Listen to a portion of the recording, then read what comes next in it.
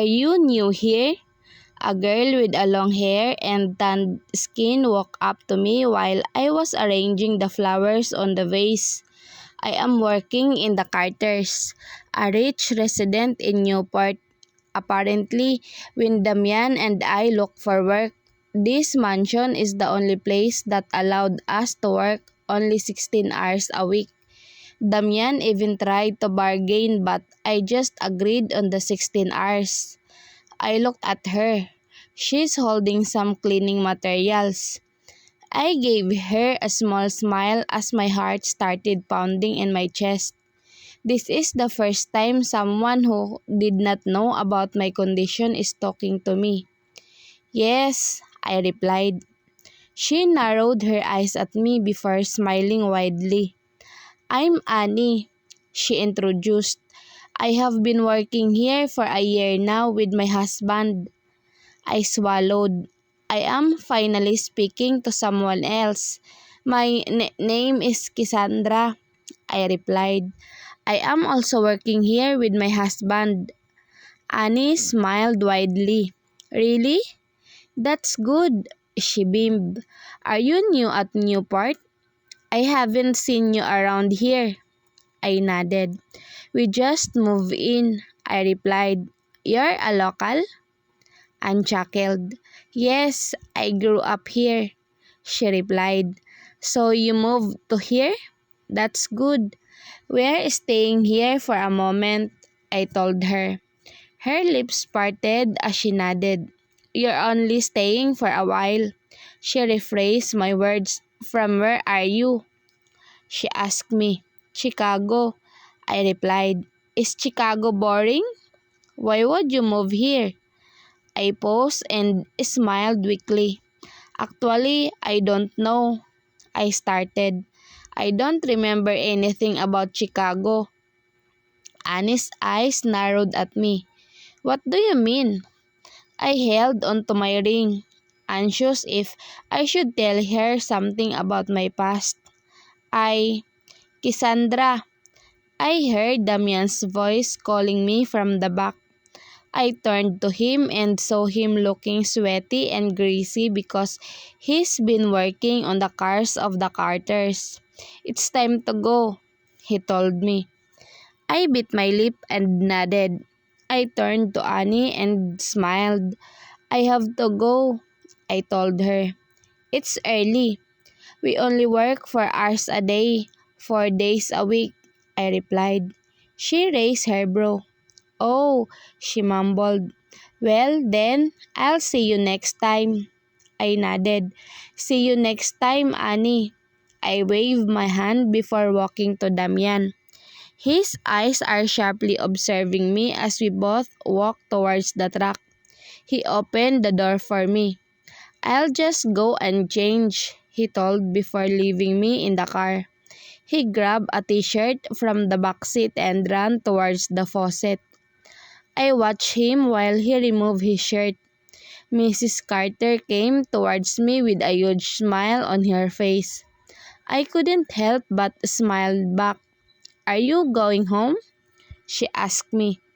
Mrs. Carter is wearing a body-hugging red dress with a low-cut neckline. Her face is fully made up and I wonder why, knowing that she's only in the house anyway.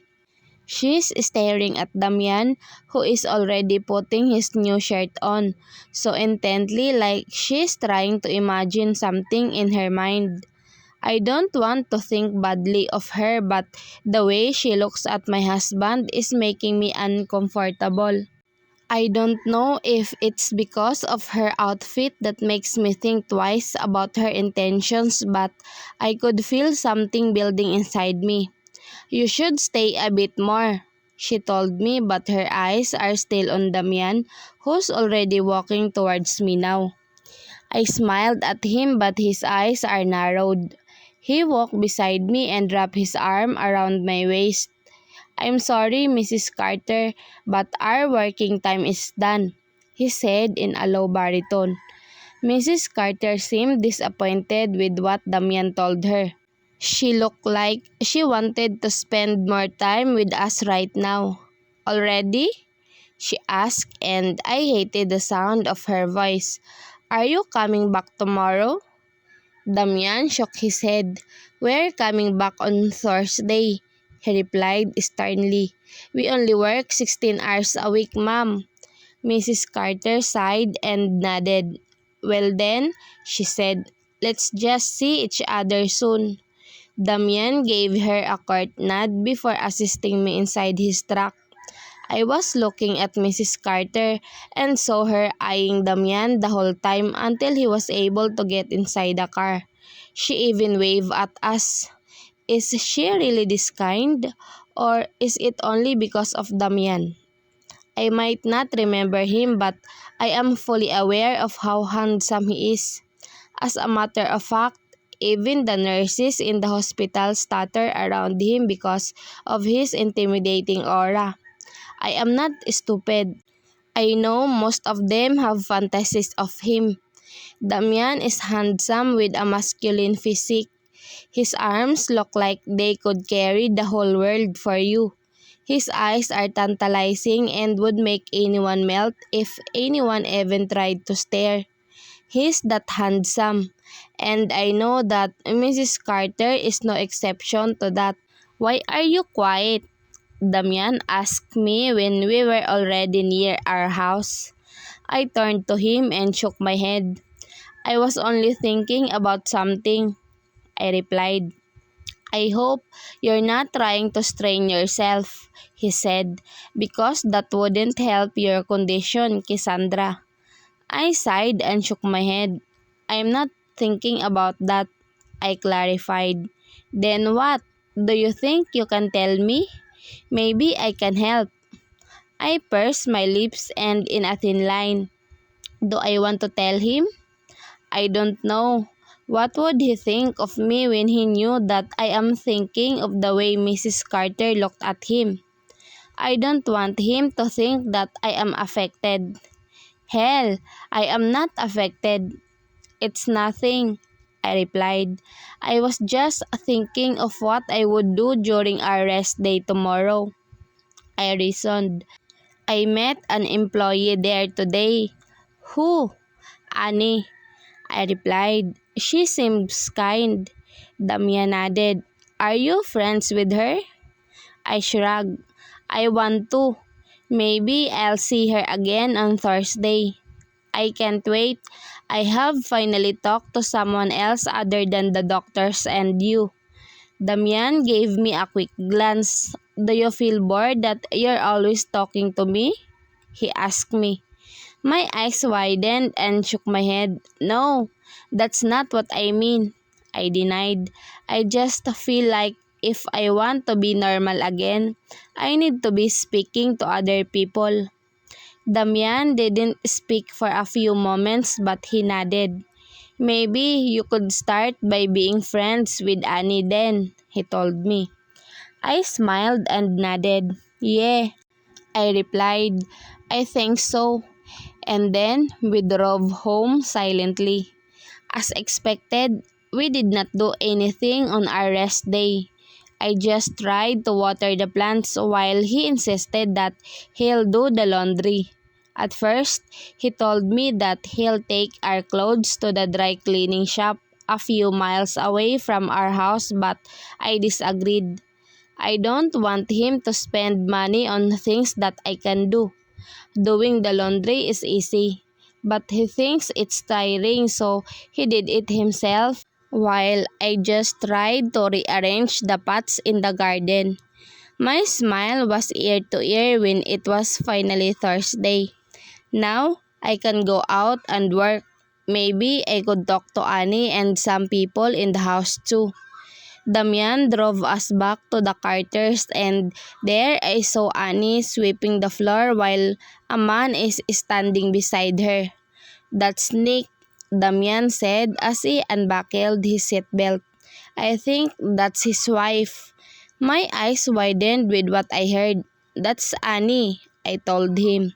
Damian nodded and smiled. "Well then, maybe we could have lunch together," he offered. "I know Nick because we worked together last time," I nodded. So you're friends with him? I asked as I removed my seatbelt too. He smiled and nodded. I think so, he replied before running his fingers through his hair. Are you ready? I nodded and smiled. What are you doing today? I sighed excitedly. I am fixing the vases and maybe help in wiping and dusting. Damian nodded. Alright, that's good, he replied. We have 4 hours today. I'll come find you when it's up and we're going home. I thought we're eating lunch with Annie and Nick. I'll ask Nick, he told me. I smiled and nodded before heading over to work. When Annie saw me, she waved and smiled. She walked over to me and greeted good morning. You're here, she beamed. How are you? I smiled. I'm good. How about you? I asked back. I have practiced everything that I'm going to say inside my head, but I still am feeling really nervous right now. Would she think I am a weirdo? She chuckled. You're cute, she told me. Are girls from Chicago cute too? I bit my lip. I don't know, I replied. I can't remember anything about Chicago. Her smile faltered and she looked up seriously. What? Why? I sighed. I have an amnesia, I replied. Her eyes widened, and there I realized that maybe I should have said that. I shouldn't have shared that information so easily. I'm sorry, I told her suddenly. I don't think I should have said that. She shook her head and held my eyes. Oh my God, I'm sorry for what you're going through, she told me. My eyes widened in surprise. You don't need to apologize, I told her. I am having my therapy for that. Really? She asked. She looked genuinely concerned, so I nodded and gave her a reassuring smile. I'm glad, she beamed. Is that your husband? I nodded. He's been with me since day one, I replied. She smiled widely. You're lucky to have him then, she said. I think he's friend with my husband too. He also told me that. And just like that, Annie and I have started become friends. I have also met Nick, and the four of us usually spend our time together at lunch. Today, I am helping Annie in cleaning the veranda of the mansion when we saw Mrs. Carter walking towards the garden where Nick and Damian are. She's wearing a sleeveless shirt and a skimpy pair of shorts. Annie let out a disgusted groan as she approached our husbands. I pursed my lips and stared at them. Mrs. Carter is smiling flirtatiously at them. I don't want to assume or judge her, but I am just speaking my observation. Annie nudged me, making me tear my eyes away from him. I think Mrs. Carter has a crush on your husband, she beamed. I looked at her in disbelief. She shook her head and leaned closer to me. Last month, I heard from the boys that Mrs. Carter is having with the gardener every after work hours, she whispered. What? I asked. Voice is already rising.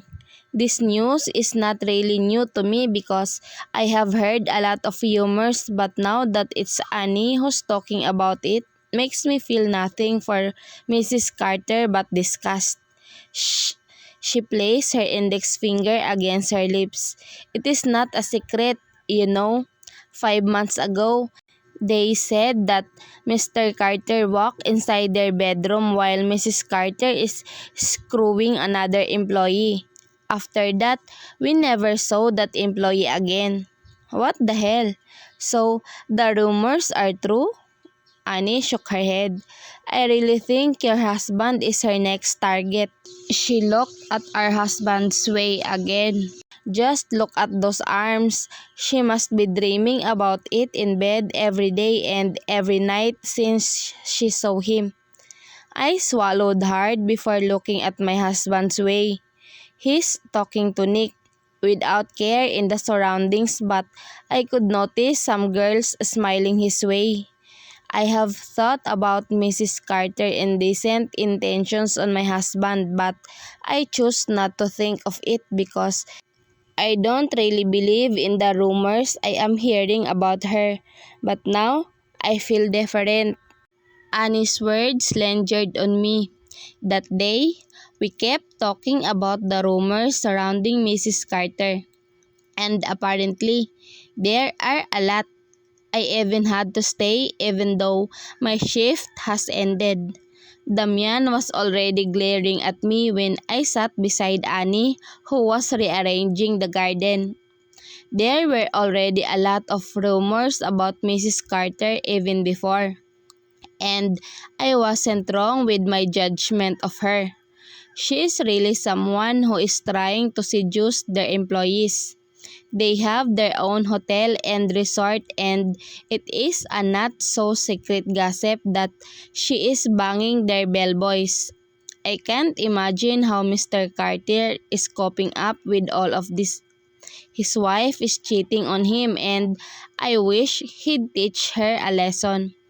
There's something I hate about a cheating wife, but then I am speaking as a woman. You should look after your husband, Annie told me. I know that he loves you, but we don't know what Mrs. Carter can do and how far she's going to go. I pursed my lips and shrugged. I don't know exactly. I don't feel anything for Damian. I don't even think of him. I can't even have any memory of him. There's only one person, Miller. I wonder who he is and why he is always in my mind. I don't know why I only think of him. Annie sighed. I know you're pretty, so you're confident your husband won't cheat, but Mrs. Carter is the mother. She's the epitome of indecency. I narrowed her eyes at her and just laughed it off. I don't think Damian is going to be seduced. He was always oblivious to the people around him. And besides, if he gives in to the temptation, then that says something about him. I sighed as I looked at Damian's way. And to my shock, I saw Mrs. Carter there, smiling widely as she talked to him. She looked overly friendly as she even touched Damian's arms. My eyes narrowed at them as I heard Annie clearing her throat beside me. Damian was stiff and he's looking at Mrs. Carter with serious and narrowed eyes. There you go, Annie said. I just told you. I pursed my lips and stood up. I looked at Annie and told her that I am going home. She gave me a knowing smile, but I ignored it. I walked over to where Damian is and he immediately held my hand. He looked at me with worried eyes. Are you okay? He asked me. I nodded before looking at Mrs. Carter, who seemed to not have expected me to come into the picture. She looked so disappointed that I have to show up in front of them. Are you talking to my husband, ma'am? I asked her as politely as I could. I could feel Damian squeeze my hand lightly as I asked the question to Mrs. Carter. She looked at me as if I asked her an offensive question. I was just asking if she was talking to my husband. There is no harm in that. I looked at Damian, who's only looking at me intently. Did I interrupt something? I asked him. Mrs. Carter laughed. Oh no, Cassandra. I was just asking if you two are not going home yet since your work hours is already over, she told me. I smiled slightly. Ah, is that all, ma'am? I asked again. I was just having fun talking to Annie. I also helped her with some of her work, but we're going home now. I could see her lips palpitating in annoyance, but I could care less. I can see that she's trying to flirt with my husband. She's wearing almost nothing and she occasionally touches him. I should have cared. I know. I don't remember Damian, but everyone here knows that he's my husband and it would be shameful for my reputation as his wife if he cheats on me with Mrs. Carter. That's just unforgivable. Mrs. Carter smiled and nodded. Oh, all right. You can go ahead, she told me. Drive safe and don't exhaust yourself, Cassandra. I smiled curtly before entering the car. Damian followed and got in the driver's seat. He revved the engine to life and started to drive away. I was quiet the whole time in the car. I don't know if I should speak or anything. I don't know what to say. Well, I'm usually quiet, but this time, I feel like the awkward atmosphere between us is more intense than ever. Did you have fun talking to Annie? Damian asked to break the silence. I nodded. It was good having a female friend. I heard him letting out a deep sigh. Are you mad? He asked me. I furrowed my brows before looking at him. His face is on the road, but I can see how his jaw clenched tightly. I'm not, I replied. Why would I be mad? Is he talking about Mrs. Carter? I am not mad about it. I just don't like it when I see them talking or when others see them interacting because it's so obvious in Mrs. Carter's actions that she's interested in Damian. He gripped tightly on the steering wheel. He didn't speak after and just silently drove us home. When I got out of the car, I immediately walked to my room and locked myself in there. I don't know why I feel like something is wrong between us, although I already told him that I am not mad, which is true. I am not mad. I'm just a little tired. Yes, that's it. I'm just a little tired. The next day, I decided to do some chores. Damian is outside, talking to someone on the phone. I think it's Dr. Travis because my session today was cancelled. It was almost 1 in the afternoon when I was done with cleaning the whole house. I did a general cleaning and now as I looked at it immaculately clean, I am very satisfied. I sat on the couch as I took a rest. Next thing to do is to wash our clothes. There's not a lot because Damian washed a lot last time. I'll do it this afternoon and then I glance at the clock. It's already lunchtime. Fuck. I looked at the kitchen and realized that I haven't cooked anything for lunch. I immediately ran to the kitchen and cooked the easiest dish I could think of. I was settled with mushroom risotto because that's the only thing that I can cook in less than 30 minutes. Just when I was finished cooking, the door opened, revealing Damian whose eyes are narrowed like he's mad at something. He stopped walking when he saw me preparing the table. He looked at the clock and his jaw immediately ticked when he noticed the time. I'm sorry, I should have cooked, he told me. I shook my head. It's okay, I cooked for us. He narrowed his eyes at me and on the food. It makes me nervous that he looks like he's trying to judge my cooking based on the appearance of the dish I made. My heart was beating so hard against my chest. What if he doesn't like my cooking? He's always the ones cooking for breakfast and lunch. I cook dinner sometimes but we eat out a lot for dinner. He walked to the table and sat across me. Let's eat, he said, and that's what we did. After eating, he went straight to his room and took his used and dirty clothes while I washed the dishes. I saw him walking to the laundry room and I made it sure that I finished faster so I could help him in separating the white from colored clothes. When I got into the laundry room, he's already putting the white clothes inside the washing machine. You're done? I asked as I saw how fast he did all the separating. He nodded. Yes, he replied. Go and rest. I looked at him and shook my head. It's okay. I already had enough rest.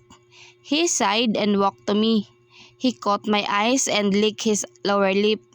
You cleaned the whole house, Cassandra. Take a rest now. I'm gonna call you if it's time to hang the clothes outside. He said it in a way where I have no choice but to nod. I bit my lip. Okay, I replied, defeated because I know that he has a point. I'm gonna go and watch TV first before I take a shower. I said because I don't think I can argue with him anymore. On our next day to work, Annie and I were having our snacks in the backyard when she suddenly asked me a random question. Why don't you ask Damian to buy you a phone? She asked. I shook my head. I don't need one. I mean, I can't even remember anyone, so who am I going to text or call? I chuckled. Me! Annie pointed at herself. Or your husband, so you know where he is all the damn time. I narrowed my eyes at her words. I find it extremely stupid that I need to know the whereabouts of my husband all the time. He's still free to do whatever he wants. I mean, I can't even remember him, so he's free to do what he wants. It's fine, and besides, a phone is another bill to pay. We already have enough bills on my medicines alone. Annie shook her head and rolled her eyes.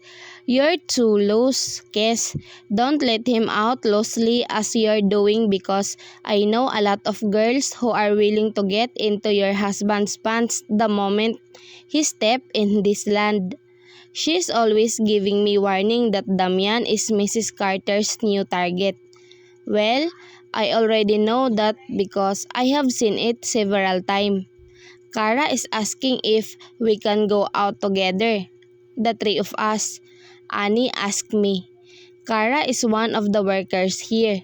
She's in charge of the laundry. She's always having a hard time because Mrs. Carter wouldn't let her use their washing machines for the curtains. She said they are expensive and there's no other way to wash them other than using the hands. It's cruel, but Kara has already mastered the technique on washing heavy curtains, so it's nothing to her anymore. I'll see, I told her. Annie raised her brow. If you want, I can ask Damian for permission. I smiled and shook my head. I'll ask him, I replied. What if he doesn't allow you? He will. He only needs to see that I am okay. My therapy got cancelled yesterday, so I need to get an assurance from my doctor first. Annie nodded. Okay then, I'll tell Kara, she said as she stood up. We both went back to work. I need to work hard and ask Dr. Travis if he could give me some more time to work since I had no headaches anymore. Besides, I feel like I am more relaxed when I am doing something. When I am at home, I am only thinking about recovering my memories. I'm better off busy. Besides, I feel like Damian has already been spending too much. He says he has millions, but I still feel like I am burdened to him, and I don't want that. I want to stand on my own even when I have my husband with me. Oh my God, did you see how Mrs. Carter looked at Damian? She looked like she's about to devour him in a hole. I stopped dusting the cabinets when I heard some of my colleagues speak. I looked at them, hoping they'd see me, but they were already walking away. I narrowed my eyes at the cabinet in front of me and tried my hardest to shake away what I just heard. I may not remember Damian, but I trust him and he's not like all the other guys. I looked back on the times he treated me like a queen. No, he can't do that to me, right? No matter how hard I try to convince myself to stop, I still walked towards the backyard where I last saw Damian and Nick with other men, but no one was there. I decided to walk closer and stop when I heard a familiar voice. "I can give you what you want," Mrs. Carter's soft voice said. "I can give you what your wife couldn't give you now, dame." My eyes widened. I followed the direction of the voice and saw the two in a narrow space in between the two cars. Damian is topless with his back on the black SUV while Mrs. Carter is leaning on his body. He's looking at her with serious eyes. Mrs. Carter smiled seductively. "I am good in bed, so good," she whispered in an erotic tone. She traced his chest with her index finger and bit her lower lip. "I can be submissive, whatever possession, Damian." My heart started hurting and shut my eyes. It feels so hard to breathe. I want to leave but my feet can't seem to move. "What do you need to pay?" "I'll take care of it all," Mrs. Carter continued. Anger is building up inside me. I already know what kind of a woman Mrs. Carter is, but I never really entertained the idea of her coming at Damian, trying to offer him everything. I also know that she's interested with my husband, but I have always believed in Damian. Maybe I was wrong. I gathered all the strength that's left in me and walked away. I went to my locker and took all of my things. It's still early for a timeout, but I want to go home now. I want to rest. I should have just ignored it. This is why they always say that ignorance is bliss. What you don't know won't hurt you. "Are you going home?" Kara asked me curiously when she saw me walking out with my things. I nodded. "I'm not feeling well," I replied quickly before walking out of that darn hotel. "Tish, I am not going back here anymore." I started walking home. Damn, I don't even care if I have to walk 10 miles. I just wanna go away from the mansion. Tears pulled around my eyes as I walked my way home. I am angry and sad and betrayed and I find it funny. Well, Damian is just human, right? He could get tempted to taste other women, especially now that he can't do anything with me. I'm just his high-maintenance wife with amnesia. I don't know how far I have walked, but I stopped because my feet are tired. I squatted at the side of the road and cried. I don't know if it's my pride as a wife that's bringing me so much pain, or if it's different. But either way, whatever reason it may be, I don't like feeling this way. I feel like my heart is about to explode.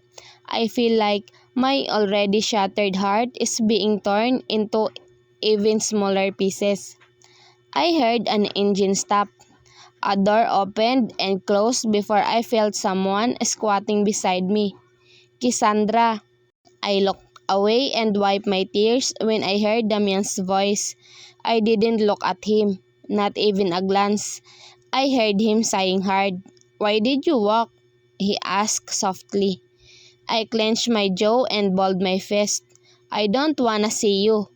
I stood up and started walking, but then he grabbed my wrist and made me look at him. "What's the problem?" he asked as he wiped the tears falling on my cheeks. Damn, stupid tears. Stupid me. "Let's go home." I narrowed my eyes at him. "I don't want to go home with you." His eyes widened at my sudden outburst. He looked at me stunned and surprised at what I just said. He swallowed hard. "What's wrong? Did you remember anything?" His voice is still gentle and his hand is still on my cheek. I pushed his hand away. "Don't touch me," I snarled. His eyes softened. "What's wrong?" he asked calmly. I inhaled a sharp breath before looking at him in disbelief. I know I can't remember anything at all, and I somehow thought about you having sex with someone else just for release, but I never thought you'd be doing Mrs. Carter. Damn, there I said it. His lips parted, and he looked at me with widened eyes. I scoffed. What? You think I wouldn't know it? You think I wouldn't know how she's offering you everything just to have with her? Or maybe you already had sex with her, behind my back. I was panting because of anger and frustration. Damian, I know you're frustrated that your life is impaired, but I hope you don't do it in public places. At least spare me my dignity as your wife. My words were cut when he pulled my face to him, his lips crashing on mine like a wild wave. My eyes widened and tried to push him away, but he continued to kiss me thoroughly. He bit my lower lip and thrusted his tongue inside my mouth. I held onto his chest and feasted on his shirt. I closed my eyes as he tilted his head to kiss me in all angles. I started responding, but he stopped and leaned his forehead on mine. Baby, I like you getting jealous, but I hate it when you think of me that way, he said as soft as a feather. I looked at him. I don't care what you do, Damian. Just don't put my dignity on the line, I told him sternly. He smirked and lifted my chin up. It's okay? He asked like he's teasing me. I looked away, but he repeated that move again. He looked deep into my eyes with his soft gaze. It's okay for me to find someone else, baby? He asked, almost breathless. Pain attacked my chest with what I heard. Yes, I whispered in reply. He mumbled as he looked at the tears falling down from my eyes. If it's okay, then why are you crying? He wiped the tears dry. He licked her lower lip. If it's okay, then why are you hurting like this? He asked while he held me like a fragile glass. Don't lie to me, Cassandra. And don't give me to someone else like I'm some toy. He kissed my forehead. I won't leave and I won't entertain other women because you're more than enough for me. We stared at each other. My tears are still falling, but I have seemed to calm my heart down. Damian brushed his thumb on my cheek. Let's go home, he said silently. His hand traveled to my hand and intertwined our fingers as he led me to the passenger side of his truck. He opened the door and assisted me to climb in. When I was already seated, he leaned towards me and my eyes immediately widened when I saw his face so close to mine. He's staring at me intently, making my mind lose its sanity. I still can't get over the fact that he kissed me. After months of crying foul over his act of not being intimate with me, he finally kissed me, and I should feel bad that he did that when I can't remember anything, but why am I feeling the opposite? What? I heard the clicking of the seatbelt and my questions are answered. Damn, I thought he was going to kiss me again. And it. I was already so damn ready for his lips. He smirked and I wish I could just melt and disappear from his sight now. He closed the door and walked to the driver's side quickly. My heart is pounding so loud against my chest that I am afraid he's going to hear how he's making me nervous right now. He silently started the engine and started driving. His free hand would take my hand from time to time and hold it while driving. He never looked at me one bit, but he seemed to have known where my hand is because he takes it perfectly. I bit my lip and looked at the fields we passing by. If I did walk, I would be home by tomorrow. Our house is a little bit far from the resort and I don't know what got into me that I decided to walk home. He brushed his thumb against my hand before letting it go to shift gears. I swallowed hard and was about to put my hand on my thigh when he took it again. This time, I couldn't help but look at him. His face is serious while driving, but his touch on me is as soft as a feather touching my skin. I stared a little bit more and noticed that his jaw is clenched while his eyes are fixed on the road. I want to say something but I don't know what. Do I bring up our kiss? Do I ask him about his words? My heart skipped a bit and I decided against it. We arrived at our house and he was holding my hand as we walked inside. He threaded his fingers with mine while we entered his room. My heart beat loudly when I saw him closing the bedroom door. "Damian," I whispered. He looked at me and then he led me to the bed. He sat on the edge of the bed with his thighs spread wide. He pulled me close and made me sit on his thigh. He enclosed me in a tight hug as he placed his chin on my shoulder. I feel like I am melting in his touch.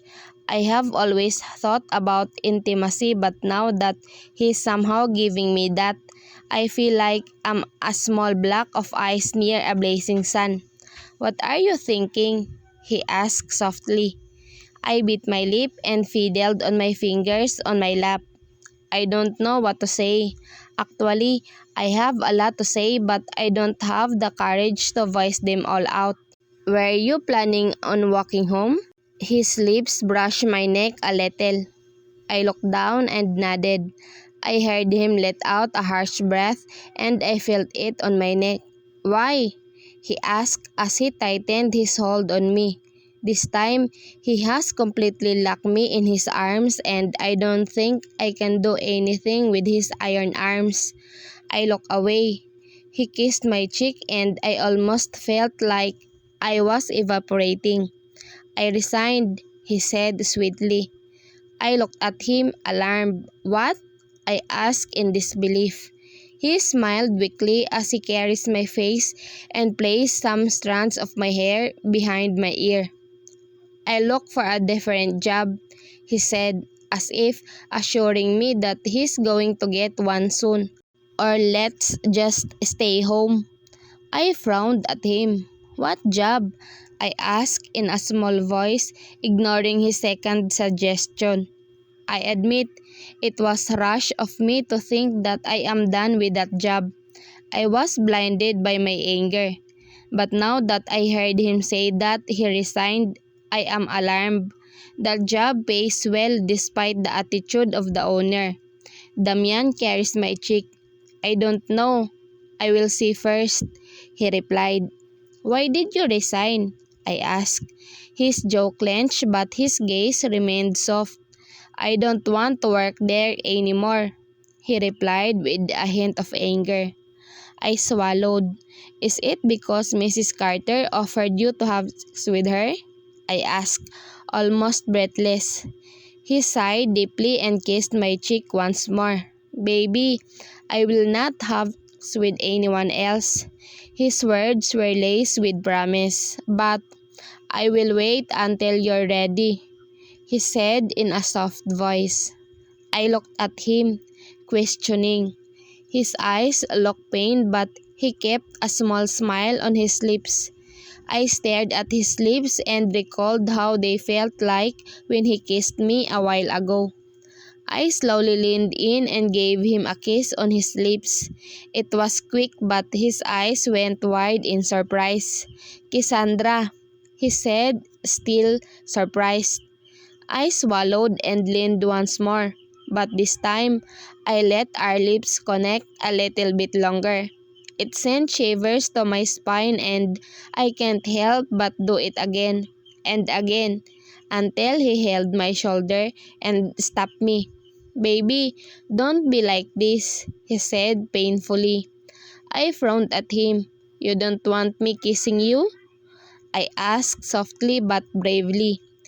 He let out a soft curse and shut his eyes forcefully and painfully like he's trying to suppress something in.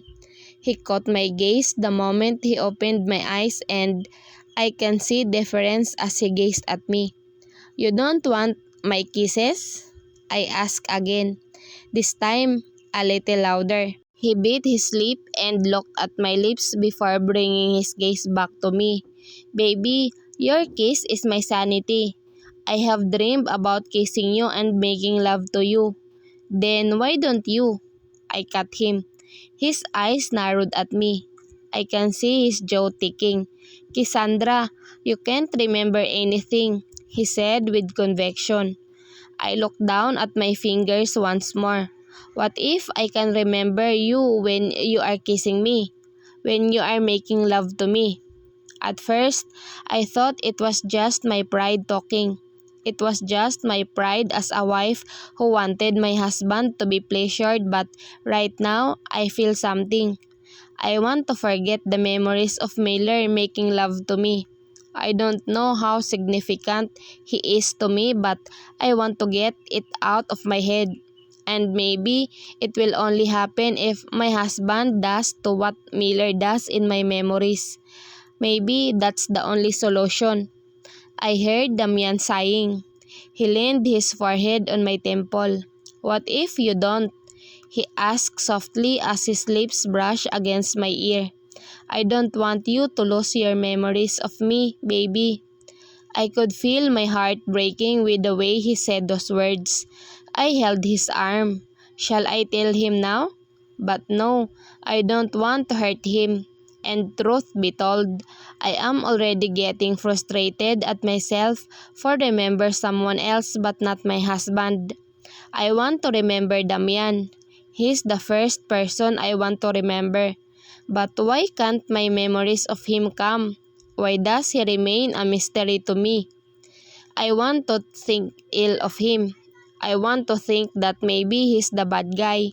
Maybe he's the person that can't be trusted. But when I look back on everything that he did for me and everything that I did to him, I can't help but hurt for him when I think ill of him. If he's the bad one, then why would he stick with me? Why would he suffer with me when he could get a better girl who's not a high maintenance as me? Someone who doesn't get headaches and fainting spells when she remembers a fraction of her past. Why would he leave his work for me? Because I can't stand him and Mrs. Carter? I'm sorry for kissing you, he whispered. I was just... He trailed. I looked at him and saw how he's having difficulties on what to tell me. Maybe if I didn't kiss you, you wouldn't have told me that, Cassandra. I don't want you to think that I am taking advantage of this situation. I want you to regain your memories. I am willing to wait no matter how long it takes. I clenched my jaw and stared at his face. A new set of tears are forming in my eyes. Damian, I sobbed. I'm sorry for remembering other guys but not you. He shook his head and wiped my tears. No need to be sorry, Cassandra. I'll wait for you to remember me. I should be relieved, but why does it hurt even more now? I want to remember you, I said in a whisper.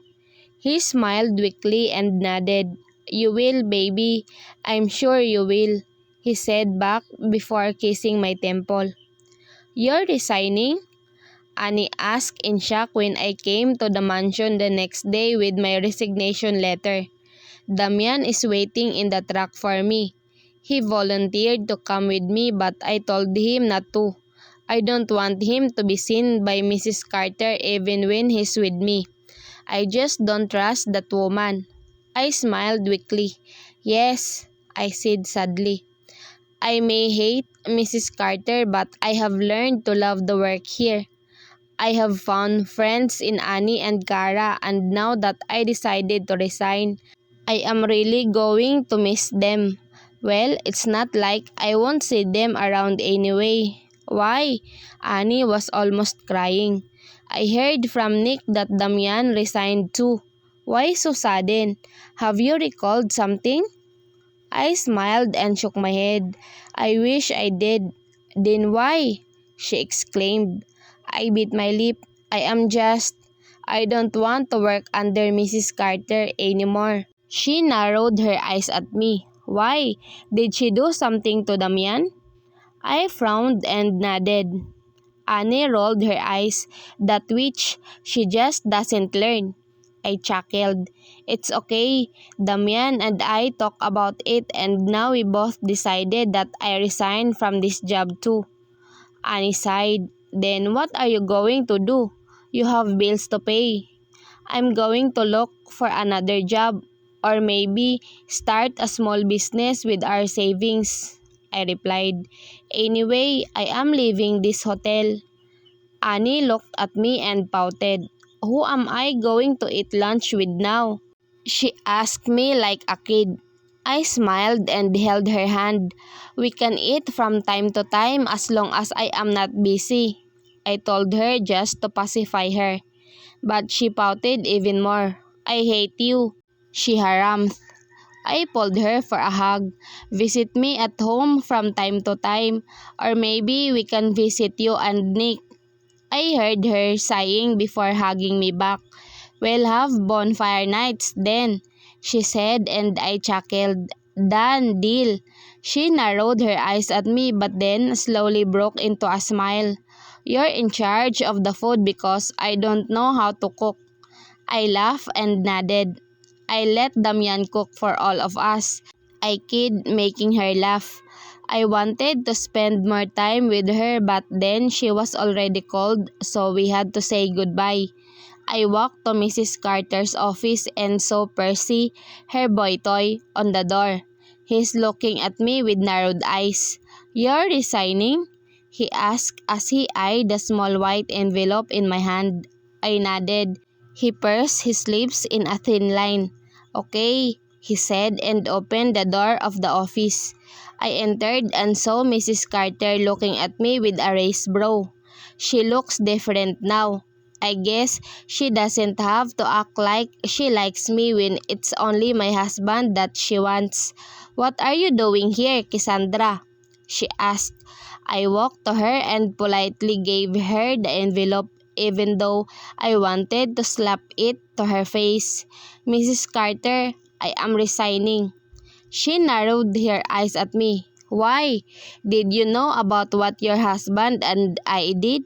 She smirked, looking and feeling proud of whatever she's talking about.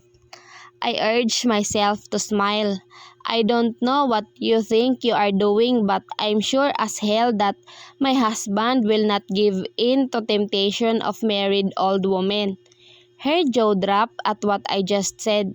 Anger is written all over her face and I can't help but feel proud of myself. What did you say? Her voice echoed in the whole room. I smiled widely. I meant my husband has standards when it comes to choosing his third party. I believe you're not on par of his list, I replied calmly. You're substandard. Her face contorted in anger and she slammed her palms on her table. She stood up and raised a pointing finger on me. You're just his wife on papers. You're not his real wife because you don't even give him the pleasure he deserves. He deserves someone who can pleasure him in bed, in the car, all over the house. But you're not. You're his untouchable wife because it's too bad that you can't even remember. I didn't let her finish. I stepped closer and slapped her hard on the cheek. I balled my fist and looked at her with the same vile. You can say whatever you want to say but this is better than pleading for a guy to touch you. I suggest you look for your dignity, Mrs. Carter. You must have lost it when you were busy f***ing one of your bellboys. I shook my head and walked away. Damn, I want to pat my shoulder because I just did a very good job. Are we not going home yet? I asked Damian when I noticed that we're not taking the road home. He turned left on the intersection instead of going straight ahead. Damian smiled and shook his head. We'll be bored at home. I frowned at him. So, are we going to look for a job now? We've both resigned from the mansion and I don't know where we'll get our income now. I have savings but I have to think what I want to do with it. Business? Could be, but what would be a good business? No, Damian replied. I looked at him, confused. Then what? Date, he replied as he bit his lower lip. My eyes widened and I could feel my cheeks heating up. Damian and I never really had a date before. He never attempted. I always thought that maybe it's because he didn't want me to be strained. And now that he downright told me that we're going on a date, excitement filled my heart. Damian reached for my hand as we drove around the vast flower farm of the MacArthurs. They are a huge American family with different kinds of business in here. But my favorite is this flower farm. Beautiful, I could help but blurt while I looked out at the different kinds and colors of flowers that were passing by. You want a flower farm? Damian silently asked as he carries the back of my hand with his palm. I smiled and shrugged. Well, even if I want to, I know I can never have that. I mean, not in this status in life. Damian gave my hand a silent squeeze. What happened with your talk with Mrs. Carter? He asked softly. I looked at him. Suddenly, the peace in my system is shook when he uttered Mrs. Carter. I really don't like that name coming from his mouth. But come to think of it, I think this is only the second time I heard him utter her name. She's probably very mad at me. I chuckled when I recalled her face before I walked out. She was fuming mad and I know that if he's holding something, she must have thrown it to me. Damian's jaw tightened. Did she hurt you? He asked in a gentle, concerned tone. I shook my head. I slapped her. But I don't know if I can tell him that. Damian sighed. Good, he uttered before turning to the curb. I looked around. Where is this? I asked. I looked at the signage of the place. Cliff diving. I mumbled and then looked at Damian. Are we going cliff diving? I asked, almost excited. He looked at me and shook his head. No, I can't risk your life like that, he uttered. I'm gonna teach you how to swim. My jaw dropped and excitement is all I could feel. Really? I asked. Didn't bother masking the enthusiasm I am feeling. He smiled weakly. Yes, he replied and then stopped at a huge gate. At first, I thought if we had the right place but when the gate opened, my excitement had grown into confusion. What are we doing in this place? Does Damian know the owner? Damian, I called him and tugged on his hand. What are we doing in this mansion? I asked as I looked around the huge garden with a Grecian fountain. The house was not a house.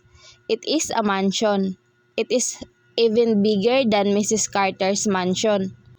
It has an English-inspired facade, like those seen in the movies. It's vintage and beautiful. But then, it seems like no one is here, except from the guard. Damian stopped the car at the entrance of the house. He turned the engine off and then looked at me. Do you want to work here? He asked. I looked at him, still confused at the situation. Work here? I asked in disbelief. He nodded. I've been offered to work here. If you want, we can both work here. I narrowed my eyes at him. What are we going to do here? It seems like there's no one in here aside from the guard who opened, I told him. Damian shook his head. Yes, the owners are away so we'd be the caretakers of the house, he explained. I looked at him curiously. Do you know the owner? Damian nodded. I was here once.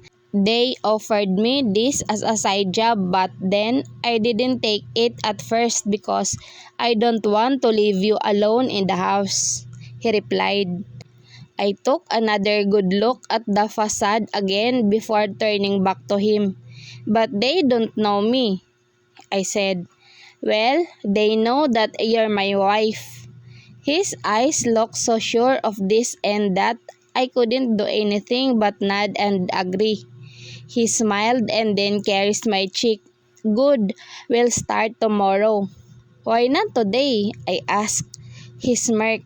I told you, I'm going to teach you how to swim. My jaw dropped. He was serious? But he shook his head. No buts. It's okay. The owner gave me the permission to use the pool, he told me. When did he tell you that? I asked him, now starting to get suspicious. He raised his brow. The guard, Michael, called to me yesterday and told me that the offer still stands. I furrowed my brows at him. I don't seem to buy it, but he says it's so believable. And yeah, I don't have work anymore, so I'd take whatever I could get to earn. Especially that I have meds to take and my sessions that cost a fortune. Okay, I replied. Damian smiled and removed his seatbelt. He went on to remove mine as well before stepping out of the truck. He assisted me out and held my hand as he led me to the pool area. I could only curse in my head when I saw that there are 3 pools, one for kids, one medium size, and one Olympic pool. Seriously? The owners leave this house? If I were they, I would just stay here for the rest of my life. Damian let go of my hand and removed his shirt, revealing his toned muscles. I gulped. I know it isn't my first time and usually I don't really feel anything when I see his chest and his abs, but right now I feel like my throat is running dry. And then it dawned on me. I don't have spare clothes, I told him. He smirked and held the hem of my sundress. Remove it so you can wear it again after.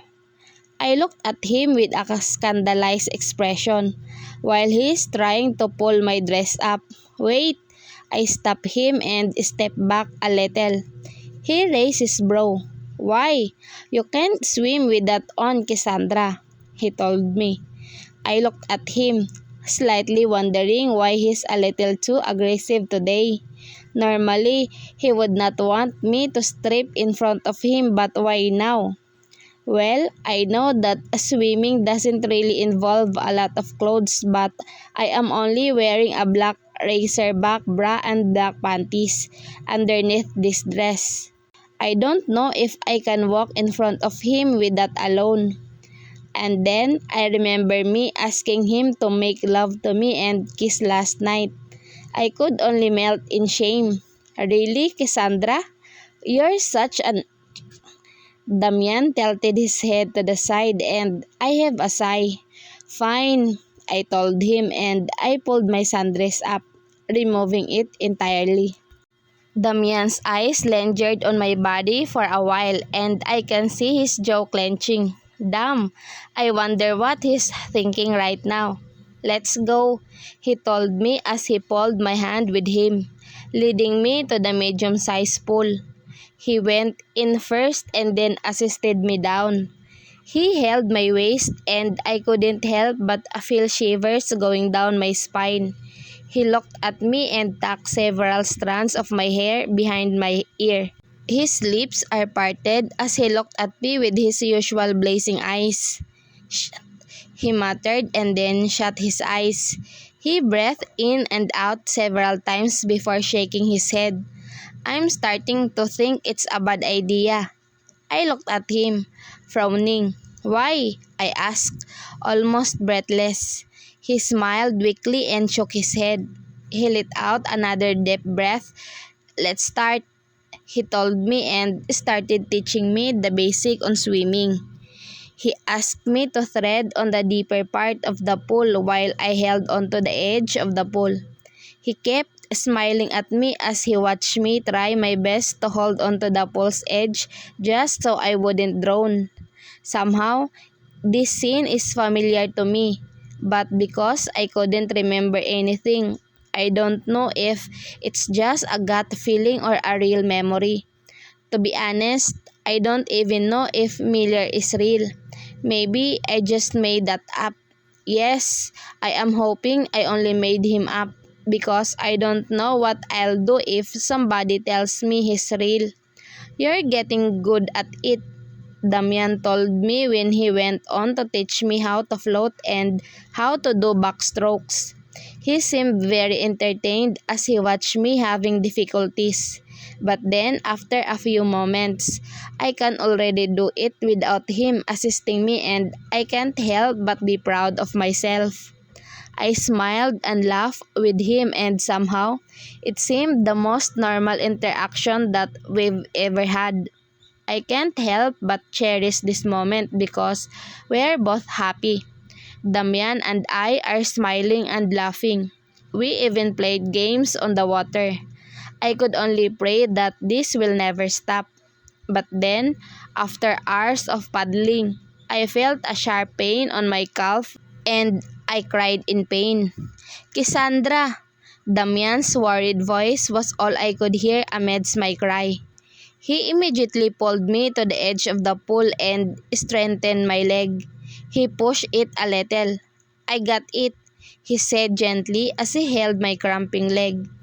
I shut my eyes and winced in pain while he does that. Don't worry, he told me as he pushed my toes towards me, stretching my leg muscles even more. Somehow, it is helping. I could feel the pain dying down and I could breathe better. He carries my leg one more time and instead of a cry, I moaned at his gentle touch. Miller, I shut my eyes forcefully and tried to shake it off my whole system. I should have stopped thinking about that man. I should have let myself think of him again. I opened my eyes and was immediately welcomed by Damian's piercing eyes. Worry is still etched on his face but his gaze is heated, like he intends to melt me down with his eyes alone. Is it better? He asked. I nodded and bit my lip. My eyes went down to his hand on my leg, slightly massaging it. Better? He asked again. I nodded and shut my eyes. Why am I feeling this way now? Heat is slowly taking over my system and I can't believe myself would feel this way when he's only caressing my leg. Damn it. Damian, I called him and he stared at me again. It's okay, I told him and stood up. I'm fine now. It's not painful anymore. Damian stood up after me but his eyes never left mine. I had to look away to calm my beating heart. I started to turn away when he held my hand and pulled me to face him. I looked away. I don't want him to see me like this. I feel like I am craving for something that he won't give me and I refuse to feel that way. I can forget it. I have to forget this. Damian caressed my face and directed my gaze to him. What's wrong, baby? He asked in a concerned tone. I gulped and I could only curse inside my head. So how? How will I forget about what he's making me feel if he continues to talk to me this way? Nothing, I said, dismissing the topic. He exhaled harshly. He mumbled a few incorrigible words before crushing his lips on mine. My eyes widened at his sudden move. It was a quick soft kiss but I felt like he's already managed to evaporate all the sanity in me. His eyes are on my lips again and before I could speak, he leaned in again and gave me a more passionate kiss. His hands are on my waist, pulling me closer to him, while his tongue swiped at my lower lip. Mmm, I moaned as I closed my eyes and responded to his kisses. My hands are locked behind his neck as I willingly let him kiss me like a hungry beast. He bit my lower lip, making me gasp. He thrusted his tongue inside me and owned every corner of my small cavern. His hand then went to chest, over my breast. His palm pressed my breast before kneading it. Ah, I moaned and I felt him inserting his hand inside my bra. His lips went to my jaw and to my neck. I tilted my head to the right to give him more access while his fingers already found their way to my. I tightened my hold around his neck while he pinched my pebble tip. I could hardly feel the ground under my feet because of the high Damian is giving me. You told me when I kiss you and make love to you. Maybe you can remember me, he whispered as he kissed my earlobe. Do you remember me now, baby? He asked me while he pulled me even closer to him. I moaned. I couldn't register his words in my head. Hmm, he hummed against my skin. Do I need you to let you remember me? He asked me. Miller, I whispered, and before I could take my words back, Damian stopped touching me. I opened my eyes and saw his eyes staring intently at me. I opened my mouth to say something, but before I could even do that, Damian leaned in and kissed me, this time hungrier and more powerful. We're going to make love every day from now on, he told me before pulling me inside the mansion. Damian locked the door and immediately pinned me behind it. He leaned his forehead on mine as he caressed my jaw with his thumb. You can't stop me, he whispered painfully. I bit my lip and swallowed hard as I was staring at his eyes filled with burning passion and carnal desire. I will, but I can't, I replied, breathless on the intensity of his stare. Ah, it, he mumbled before crushing his lips on mine. My eyes automatically shut when his lips met mine. He sucked on my lower lip and swiped his tongue on my lips. He's never kissed me like this before. He was hungry and passionate, and he's kissing me like he doesn't give a damn if we lose our breaths in the process. He was giving his all, never wanting to separate his lips on mine. I responded to his kisses, trying to equal the intensity that he's giving me. I want him to know that I want this too. And even if I can stop him, I won't. I feasted on his hair as our kisses deepened. He plunged his tongue inside my mouth, and I moaned while my mouth welcomed him freely inside. His hand went to my waist and carried me, making me straddle him while he pushed me on the door. He cupped my breast and brushed his thumb over my nip. Before pushing my bra up, he kissed my jaw and neck while he began kneading my boobs. Damian, I moaned as he sucked a sensitive spot on my neck while he pinched my nip. I arched my back and hugged his neck as I felt his lips on my chest. He kissed me slowly until his lips reached my breast. He sucked around before engulfing my erected nip. His tongue twirled around my pebble tip while he massaged my other breast. I was already slowly grinding my hips as he continued to suck and play with my baby, he mumbled before kissing my jaw again. If you continue doing that, I might come on my boxers. I shut my eyes and didn't listen to his words, and my body seemed to have a mind of its own because I kept moving on a familiar rhythm. Damian walked and laid me slowly on the bed. He looked at me and helped me remove my brassiere. I traced my fingers on his rock-hard abs. He shut his eyes and lifted his head like he's already pleasured at that mere contact. My fingers went a little lower and his hand grabbed my wrist. He pushed me on the bed with my wrist locked above my head. He kissed me tenderly while his free hand massaged my thigh. He slowly carries my inner thigh and I let out another loud moan. I was begging him inside my head until I felt his fingers on top of my panties. "Are you wet now, baby?" he whispered. I wanted to answer him that I am probably wet because of the pool, but when I felt him inserting his fingers inside my bodies, all my sanity went down the drain. I can't think of anything rational anymore. I just want him to do what he wants with me. His fingers rubbed my clit and he kissed my earlobe. "Fucking wet, baby. So wet for me," he whispered as he plunged a finger in my hole. "Oh my God," I gasped loudly. "Damian." He chuckled and moved his finger in and out of me. He kissed my cheek and then down to my neck again. "I'm no god," he murmured against my skin. "My name's Damian." "I'm no god, baby. My name is Miller." "Shh, what the hell?" I shook my head and tried to remove it from my thoughts but I couldn't. "Shh, Miller," I shouted when he inserted another finger. Now I feel so full. Damian stopped for a moment and I looked at him. I called him by the wrong name. I was about to apologize when he leaned down and kissed me once more. But this time, his fingers are moving in and out of me rapidly.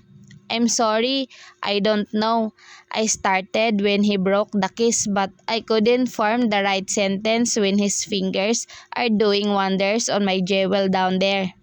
Damian leaned his head on my temple. "Ah, he whispered. "We really should do this often. This seems to be a good therapy." He stood up and gazed at my body that's so ready for him. And with one swift motion, he has pulled my panties down and spread my legs wide. He kneeled on my center and my eyes widened when I realized what he is about to do. "What?" "Ah!" I was about to protest but stopped when I felt his tongue licking me down there. I held onto the sheets tightly as I felt him kissing my slick folds torridly. I braved myself to look at him and felt so pleased to see him staring at me while his tongue did wonders to my heated core. He reached for my breast and pinched my making me arch my back in pure pleasure. "Oh, Damian," I moaned and repeated it for a few times before shouting, "Me now." Damian didn't stop though until I have felt spasms all over my body, signaling my release. He licked it all off before standing up and bringing his boxers down. My eyes widened and my throat ran dry when I saw how massive he is right now, with his member in full salute. He smirked at me. "Why? Scared?" he asked as he pushed my knees apart and positioned himself on my center. "Damian, you're too..." I couldn't even construct a sentence when I felt him rubbing his member against my needy core. "Too what? Huge?" he asked as he continued grinding against me. I bit my lower lip tightly as I shut my eyes. Damian chuckled and kissed my cheek. "Baby, I've been inside you numerous times. You don't have to worry. We fit perfectly," he uttered in an erotic whisper. I felt the head of his member seeking entrance to my core and I whimpered. "Me, Damian," I whispered as I cupped his face. He smirked at me and abruptly inserted all of him inside me. I gasped in shock. "Like that?" he taunted. "How do you want to be, Cassandra?" he asked. "Like that of a dream of mine." He pulled his member out and I cried loneliness. "Hard?" he asked as he pushed himself whole once again. But this time, I could feel him reach deeper inside me. I nodded. "I don't really care how. I just want him now." "Or slow?" he asked as he began thrusting slowly. "Tell me, baby, so I can pleasure you better." I shut my eyes and moaned. Hard, Damian groaned before giving me powerful thrust that even the bed is creaking with every push and pull that he does. He anchored my knees on his strong arms while he f***ed me hard. "Shh, Cassandra, you're so tight," he yelled as he continued to thrust in and out of me without exhaustions. "You feel so good, baby," he said in a loud moan. I whimpered under him and let him take over me. Faster, I croaked, and Damian did as he was told. He moved so hard and rapidly that I could feel the headboard of the bed bang against the wall. Shh. I started to feel like I am reaching climax again, so I met with his thrust. He cursed out loud when I was moving under too. Dame, oh my god, I moaned out loud as we both convulsed and had an earth-shattering release inside me together. Damian kissed my forehead, panting hard. His whole torso is full of sweat as he buried his face on my neck. I miss you, Cassandra. I miss doing this with you. Damian's arms are wrapped around me when I woke up. I looked around and realized that we've slept in one of the rooms in the mansion. Damn, I didn't even know what room this is. I was so busy experiencing pleasure to even look around. I tried to move but I can feel my body aching.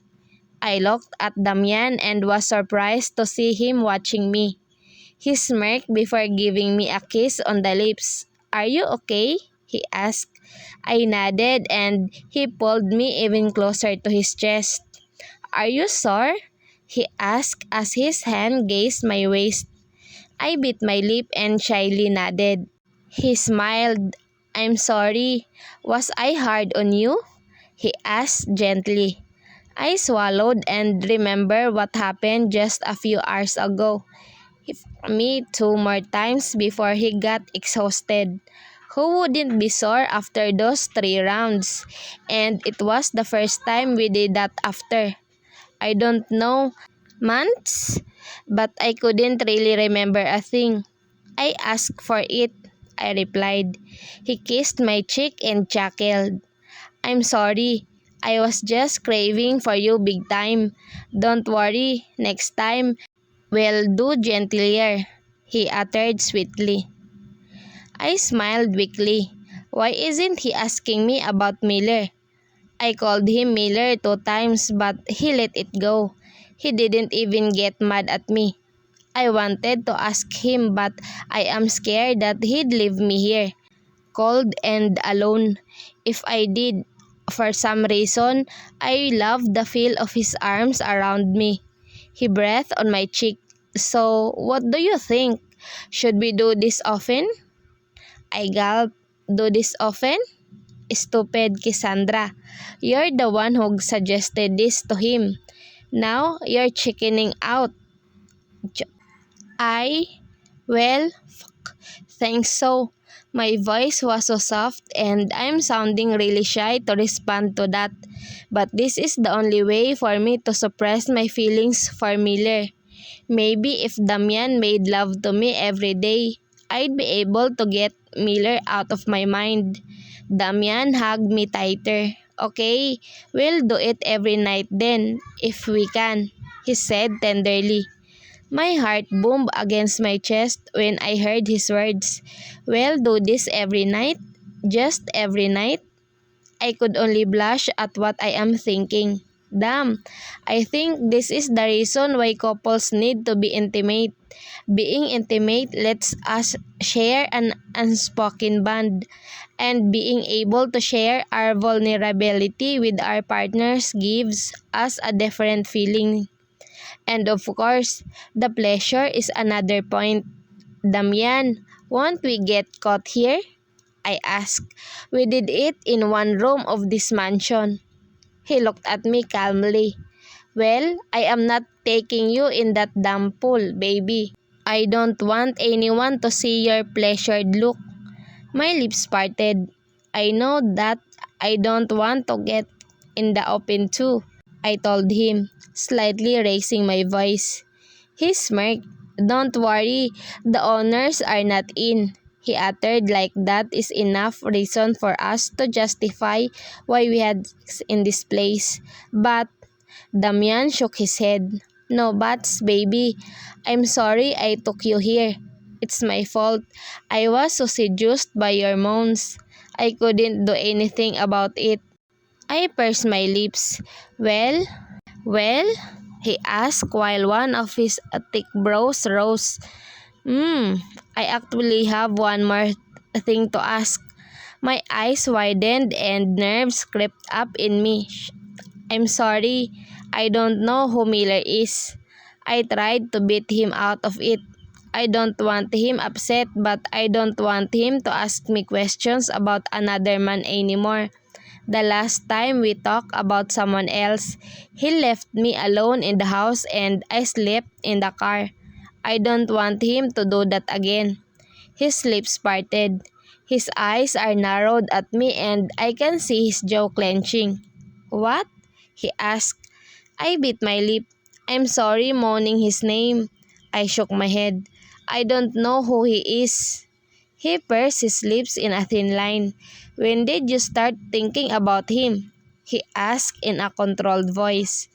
I bit my lip and looked at his chest. Well, now, there's no way to get out of this but to face it, right?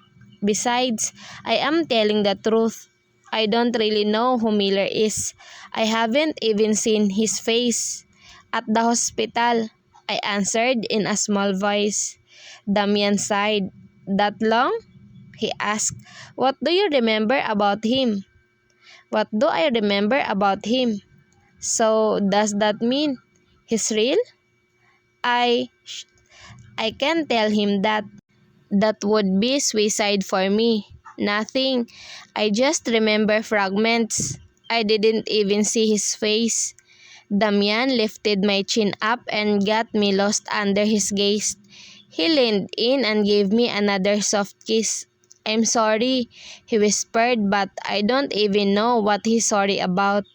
Shouldn't I be the sorry one? Are you not mad at me? I asked. My chest is already constricting in pain. Damian shook his head. No, why would I be mad at you?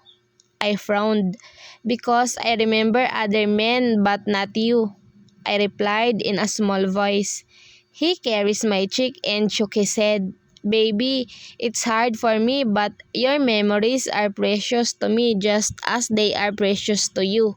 So I want you to remember all of it, even the men you met before you became mine. His gaze softened and it became even more painful for me to after hearing those words from him. There were men I met before we crossed paths, and he wants me to remember everything even though it breaks him.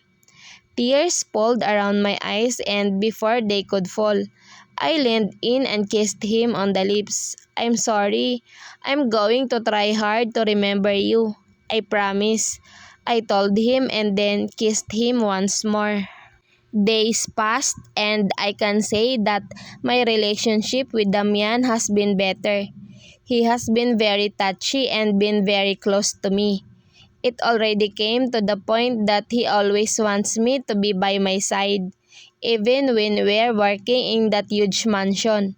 I went to the garden and started watering the plants while Damian was at the backyard, trying to clean up the leaves and the branches of the tree that fell down because of the strong winds we experienced yesterday. I smiled at the orchids. I don't really know if I have the ability to take care of plants. I remember Annie telling me that their plants at home are mostly cacti because every plant she touches dies. Gratefully, those cacti are different and they don't need water every day. What are you thinking? I heard a whisper as a familiar scent enveloped my senses. I narrowed my eyes at the arms that are hugging me from behind. I thought you're doing the backyard. I asked him. He let out a low chuckle in my ear and kissed my neck. Done, he replied. I looked at him with furrowed brows. "Done? You haven't even been there for an hour." He grinned widely. "Well, I moved fast." He took the hose from my hand. "I'll do this. Go and rest. You shouldn't be tired." "I can do this. I'm always tired after text too, but you don't say we stop doing that," I countered. Damian raised his brow and looked at me, amused. Is that an implication that we stop having sex?" he asked in a teasing voice. My lips parted. "No." His eyes widened and eventually mine too. Did I just blatantly tell him that we should continue having sex? Damn, Cassandra, you're so stupid. He smirked and I looked away. I can only remember what he did last night. He lasted for 5 rounds and that's the only time when he stopped. That's also the main reason why we're late today. We arrived at 12 instead of 8. He held my face and gazed my jaw. "Don't worry. X is the only exemption," he whispered sensually. "You seem to remember things when we're naked in bed. I think that's your preferred therapy." He chuckled lowly and I narrowed my eyes at him. "What?" He's right that I remember more during sex, but that's only one person and it's Miller. I don't even consider it a good thing because he's definitely doing some things in me that I don't wish other men would. Men other than Damian. Damian shook his head. "Go on and sit over there, baby. After this, we'll go to the grocery and buy food for our bonfire with Nick and Annie." I bit my lip and nodded. I went to sit on the stairs of the terrace while I watched him already watering the plants. And now that I see it, I feel like I am doing it wrong moments ago. Seeing Damian water the orchids gently makes me feel guilty because I wasn't really that careful. I shook my head. Maybe I'll just sweep while he waters the plants. I don't think those plants would live by my way of watering. I don't want to damage anything in this huge house. Instead, I just mentally listed all the things we needed to buy for the bonfire and bottle fight. Annie kept bugging me these days ago that she and her husband even went to our house. "Do you think you need a phone?" Damian asked me while we were driving back downtown. I looked at him. "It's okay, I can handle. It's not like I have someone to text." I shrugged. "What do you call me?" he asked as he raised his brow. "You can call or text me." I raised my brow. "You're silly. I don't need to call or text you. You're always with me, Damian." I laughed and shook my head. Damian reached for my hand. "Well, Annie," he continued as he pulled my hand to his lips. I bit my lip as I felt butterflies inside my stomach as I watched him kiss my hand several times before letting it go to maneuver the gear stick. His eyes are focused on the road and I can't help but admire his side view. His face has grown a little stubble these past few days. Usually, I hated men who have facial hair but Damian seemed to fit it well. He was even more handsome. "What?" he asked. He probably noticed that I was checking him out. I looked away, flustered because he caught me staring at him for too long. I did not speak right after and just prayed that we reach the grocery quickly. We walked to the beach with all the food we cooked. Annie said we'd met at 6 in the evening. It's only 5:30. "Will they bring the logs?" I asked Damian. He nodded. "They are probably there now," he said. I narrowed my eyes at him. I wanted to ask him how he knew that, but when I saw Nick's truck near the seashore, I realized that he's right. Why is Damian always right? Damian stopped the car and parked it parallel to Nick's. We got out and I heard Annie's shriek when she saw me. She immediately ran to me and hugged me tight. "What did you cook?" she asked, sounding very excited. I smirked and shook my head. "Squid, barbecue, crabs, and lobsters," I replied. Her eyes widened. "Lobsters?" she asked in disbelief as she looked at Damian, who was already bringing the foods out with Nick. The two placed it on the table already set up near the bonfire. "You cook lobsters?" she asked again. I nodded and sighed. Damian insisted, "So we both some," I explained. Annie pursed her lips in a thin line. "Wow, your husband is really impressive. This is a simple gathering but he wanted lobsters," she said like she is in-depth thoughts. I chuckled and shook my head as I led her back to the shore. The boys were already setting up the banana leaves and arranging the food on the table when we came. "You really have lobsters," Annie mumbled as she saw huge lobsters in the middle. Nick chuckled and then threw a quick glance at Damian before hugging his wife's waist. "Babe, I think we should do this often," he chimed, and we all laughed. I went to Damian's side and helped him prepare while Nick and Annie did the other side. "This is a lot," Annie beamed as we finished setting the table up. We already washed out hands and started eating. "Do you like this?" Damian asked in a whisper as he placed a lobster on top of his rice. "I'll skin one for you." I bit my lip and nodded. I heard Annie and Nick chuckling but I didn't care. Damian is going to skin a lobster for me. In return, I got barbecue and placed it near his mouth. Damian smirked at me for a moment before taking a bite. I smiled in satisfaction as he chewed the barbecue that I grilled. "Mmm," I heard Annie sigh. "Babe, do you want some lobsters?" she asked Nick sweetly. I looked at her and saw her teasing look before acting sweet to her husband again. Nick grinned. "You're going to skin one for me, babe?" he asked in an equally teasing tone. I rolled my eyes after watching the two act sweet in front of me and Damian. I shook my head and just looked at Damian, who is busy putting some lobster meat on the plate. "Babe, do you want barbecue?" Annie asked again, and this time, I just burst out in a huge laugh. Annie did too, and we both shook our heads. Damian looked at me, amused because this is probably the first time he saw me laugh this hard. He smiled genuinely before planting a kiss on my cheek. "We should do this often," he announced. Annie widened her eyes. "If you promise there's lobsters every time," she beamed. I laughed and Damian chuckled lowly. "Okay, that's a deal," he said, and Annie let out a loud shriek because she just manipulated my husband. Overall, we had a great night. We stayed near the bonfire and talked about everything under the sun. Annie and I were busy talking about what's happening in Hauna while the boys are having light beer on the other side.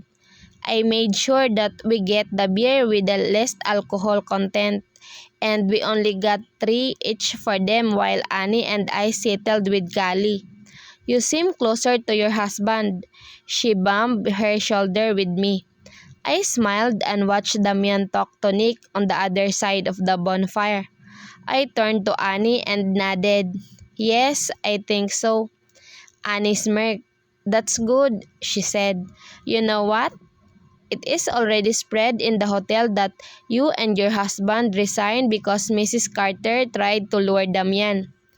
I raised my brow. I could only remember the last time I stepped on that hotel. I taunted Mrs. Carter and I am not even remorseful about it. She acted like she can buy everything.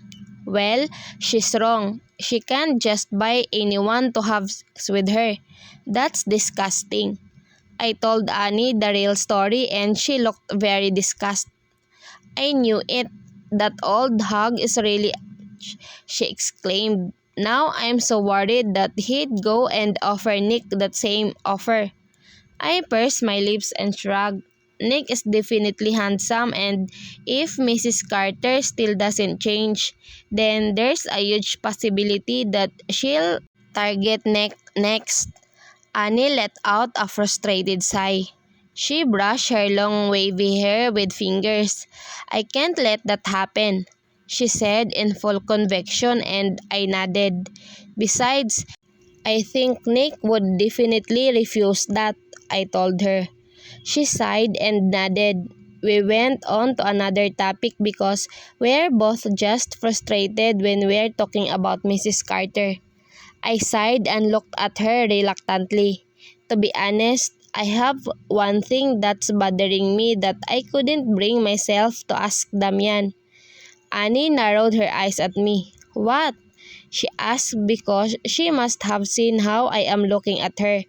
"Is there a problem?" I bit my lip and sighed. "Do." I hesitated, which only made Annie narrow her eyes at me.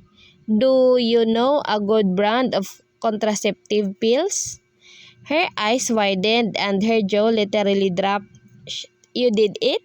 she asked in excitement. It is not a secret to her that I don't let Damian touch me. She knew Damian wouldn't touch me once I don't have my memory, so I can understand her shock right now. I nodded shyly. "Oh my gosh!" She placed her palm over her mouth. "How did that happen?" she probed. I started telling her the story, and all she did was giggle and tremble like an excited kid. She was also shaking me from time to time. "Is he good?" she asked. "Oh my god, those looks will definitely make anyone come even earlier than normal." "Annie, stop!" I yelled at her while I blushed at her words. She looked at me and laughed. I narrowed my eyes at her and she gulped. Tried her best to be serious because Damian and Nick are already looking at us. Nick stood up and Damian followed. They both walked to us. "What are you talking about?" Nick asked as he wrapped his arm around Annie's waist. Annie grinned. "Nothing, babe. Just some effective contraceptive." I frowned at her and she just shrugged. Damian, who is seated beside me, leaned to my ear. He kissed my earlobe and bent my head because it's ticklish. "What about contraceptives?" Nick asked. "We never use one." Annie shrugged. "We're just talking about it." "Why?" she asked. Damian leaned his chin on my shoulder. He didn't speak anything about the topic and just held me close. Thankfully, Annie was skilled enough to divert the attention to what Nick and Damian has been talking about, so we moved on from the topic of contraceptives. The night ended well. We all agreed that we do this every Saturday. Well, at least now. There's something to look forward to. "Do you think we need to use contraceptives while you can't remember anything?" Damian's voice was cold. "We are already in bed, preparing to sleep." He's hugging me from behind. I bit my lip and turned to face him. He's looking at me with a serious face. His jaw is clenched while his eyes are narrowed at me. I nodded. I don't want to lie. We have unprotected every night, and I think I am not ready for a baby yet because how can I take care of someone else when I can take care of my own memories now? He pursed his lips in a thin line. "We should not have sex then," he said before looking away. My jaw dropped. I held his face and made him look at me. "No. No, that's not what I mean, Dame." Damian was quiet for a while before sighing. "Cassandra, sex is for pleasure and for building a family. I don't want us to have sex when I know you're not yet ready to build a family with me," he said painfully. My chest seemed heavier with his words. "Damian, you know my situation. Please understand." I told him. I'll go to the doctor and ask if I can be prescribed with contraceptive pills. No need, he interjected. I sighed. Damian, I called him as I caressed his face. He's not speaking but his jaw clenching is one hell of an implication that he's mad.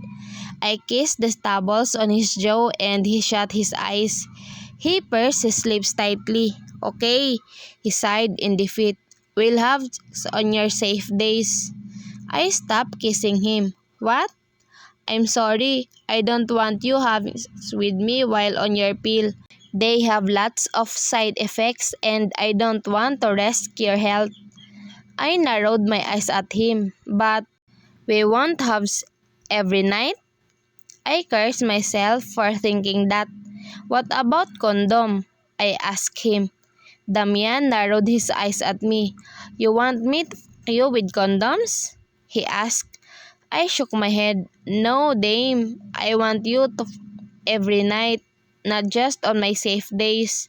My voice is so foreign, I can't even recognize it. I waited for his reply but I only heard him curse softly before hovering on top of me.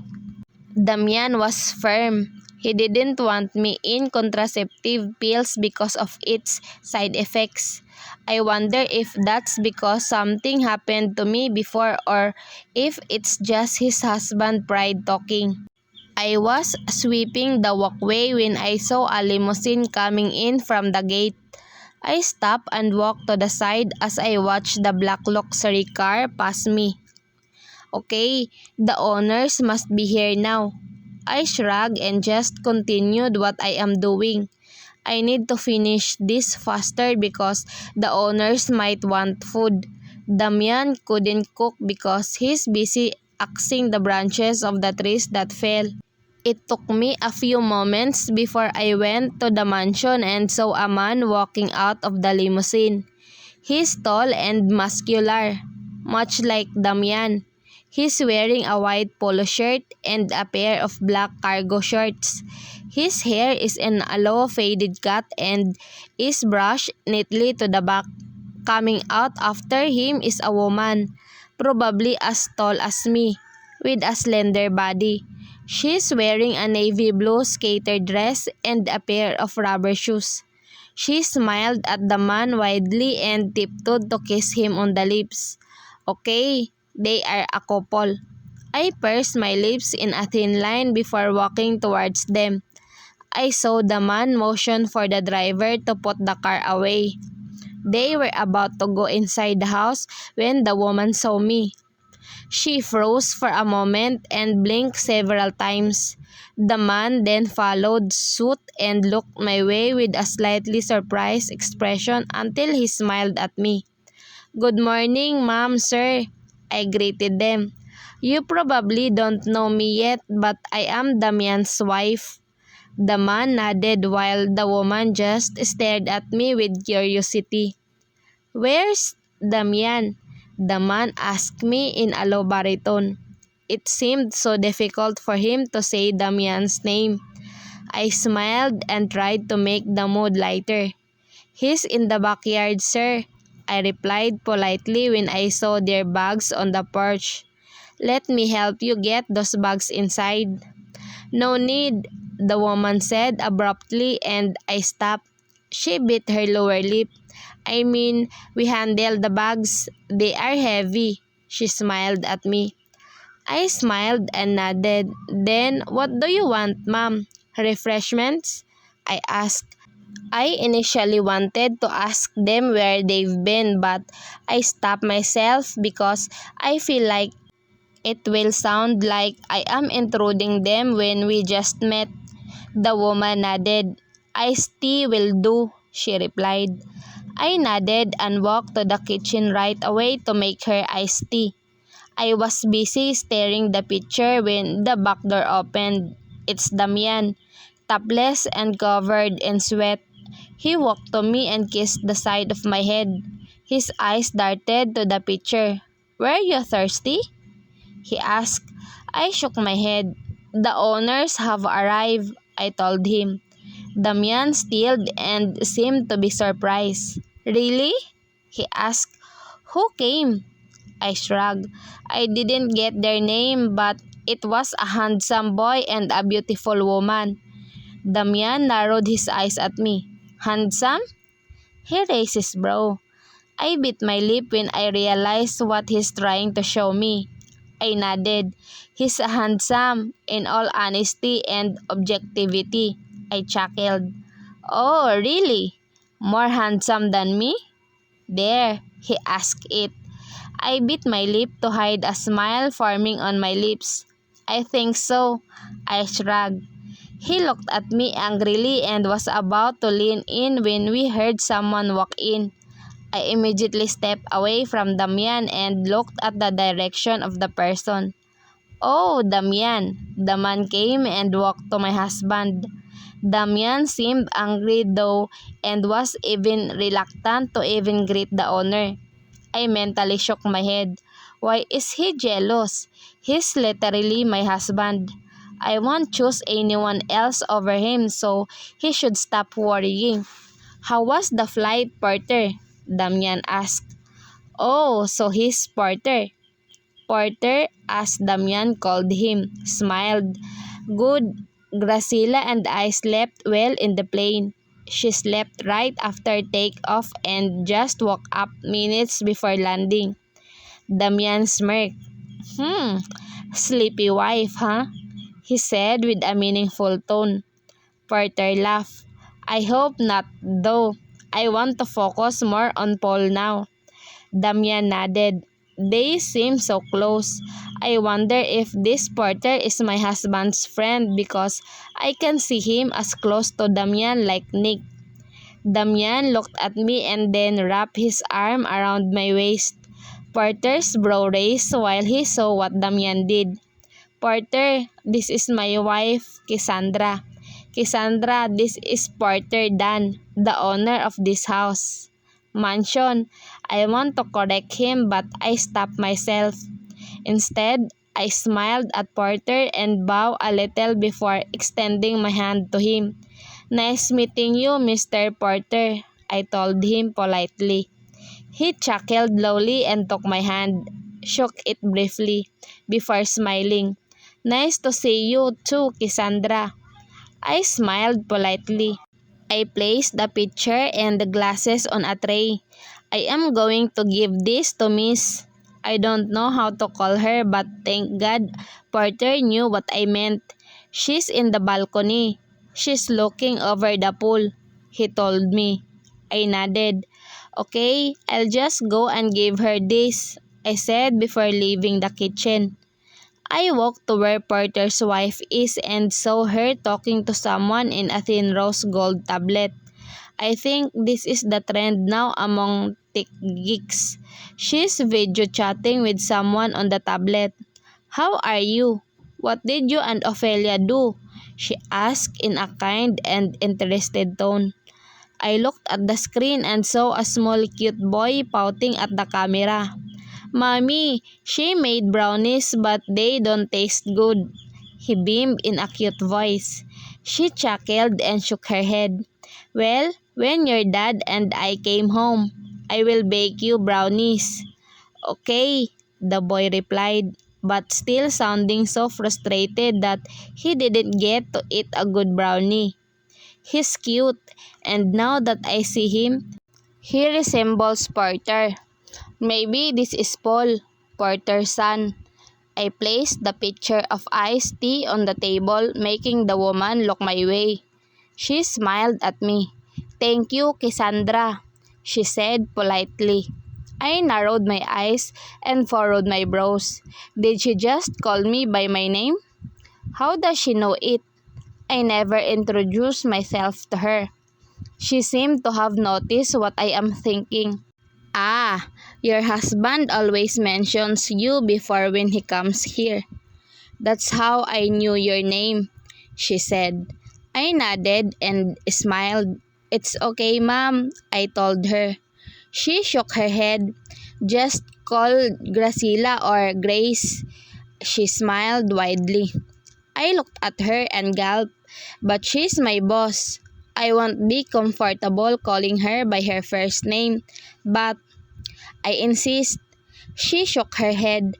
Don't call me mom. It makes me feel old. She joked and I chuckled.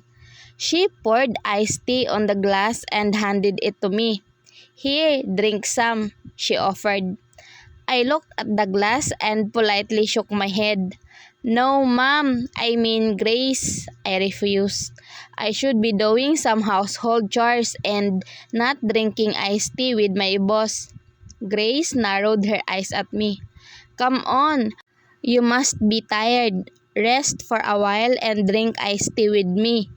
Her lips turned into a smile, and now I just noticed the softness in her gaze. I swallowed and nodded as I slowly took the glass and sat on the sun lounger beside her. She smiled wider. So, how's Damian? She asked. I looked at her, weirded out and confused that she's asking me about my husband. Somehow, something in me boiled. Is it her concern on Damian? But she already has a handsome husband. They even have a son. Huh? I asked her back. She looked at me. Your husband told us that you lost your memories, so I'm asking how your husband is. Can you remember him now? Her voice is full of concern. I pursed my lips in a thin line. I wanted to lie but she might probe me more, so I sighed. I'm trying. She looked at me and smiled weakly. Well, you shouldn't feel pressured to remember him. You'll know in time, she assured me. I smiled and nodded before taking a sip on my iced tea. Now I wonder how close Damian is with these people. Porter seemed so friendly and now Grace looked really concerned about him and for me gaining my memories back. Is my husband friends with them? Are we friends with them? After my tea time with Grace, I walked back to the kitchen and stopped when I heard Porter speaking to someone. He's here. Why? He asked in a frustrated tone. I should leave. I should not listen to this. Sage, if you want to convince Miller to come home, then you're probably daydreaming. This guy will definitely not risk anything for his wife. And I understand that because if it was Gracila, I'd go crazy and do even worse. I narrowed my eyes. Miller? Wife? What? I know.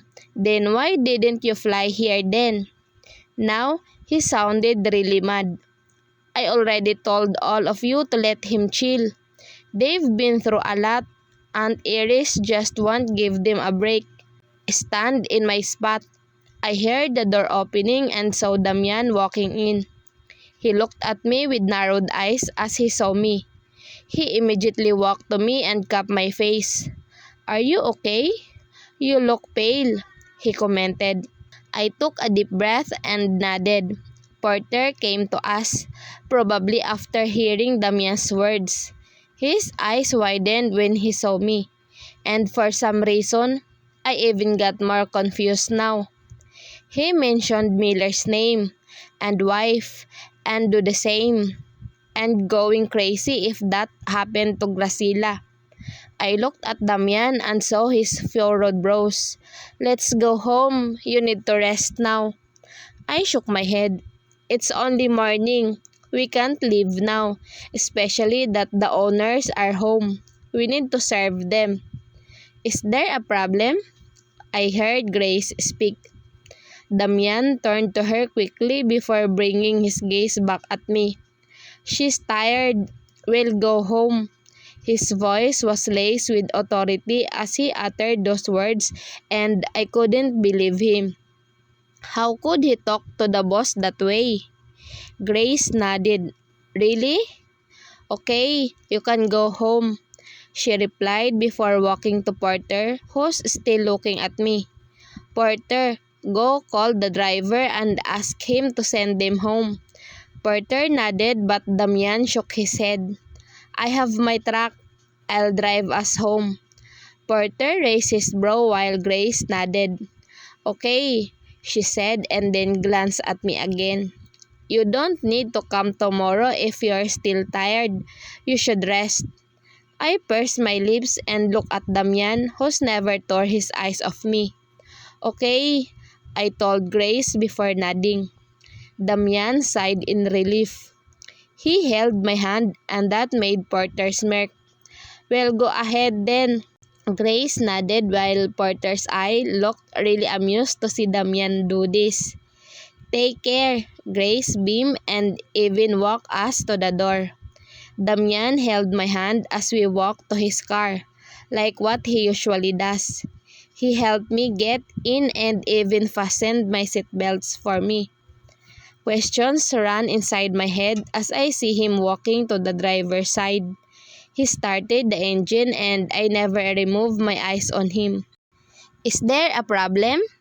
He asked when he noticed that I have been staring at him for long. I pressed my lips together. Are you close to Porter and Grace? I asked. His eyes narrowed and his jaw almost automatically clenched. Yes, why? He asked back. I bit my lip. Well, you seem comfortable around them, and you talk to them really casually. Damian cocked his head to side and stared at me. Really? He asked again. I nodded. Are they your friends? Damian's stare hardened. No. My lips parted. Okay, I nodded. I just thought you're friends with them because they seemed so concerned. Well, even to me. He looked at me. Let's talk about this at home, okay? He asked calmly. I bit my lip and nodded. Yes, maybe that's a better idea because he's going to need to be sane while driving. My heart was pounding so hard as we drove to our house. I am so nervous about what we'll talk about.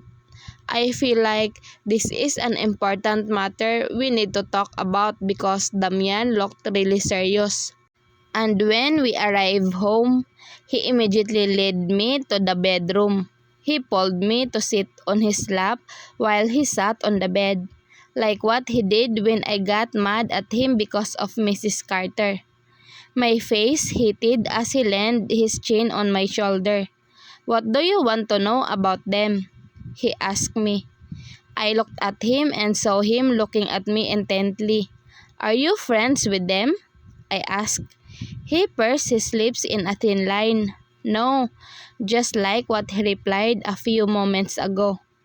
I nodded. I heard Porter mentioning Miller's name while he's on a phone call with someone named Sage.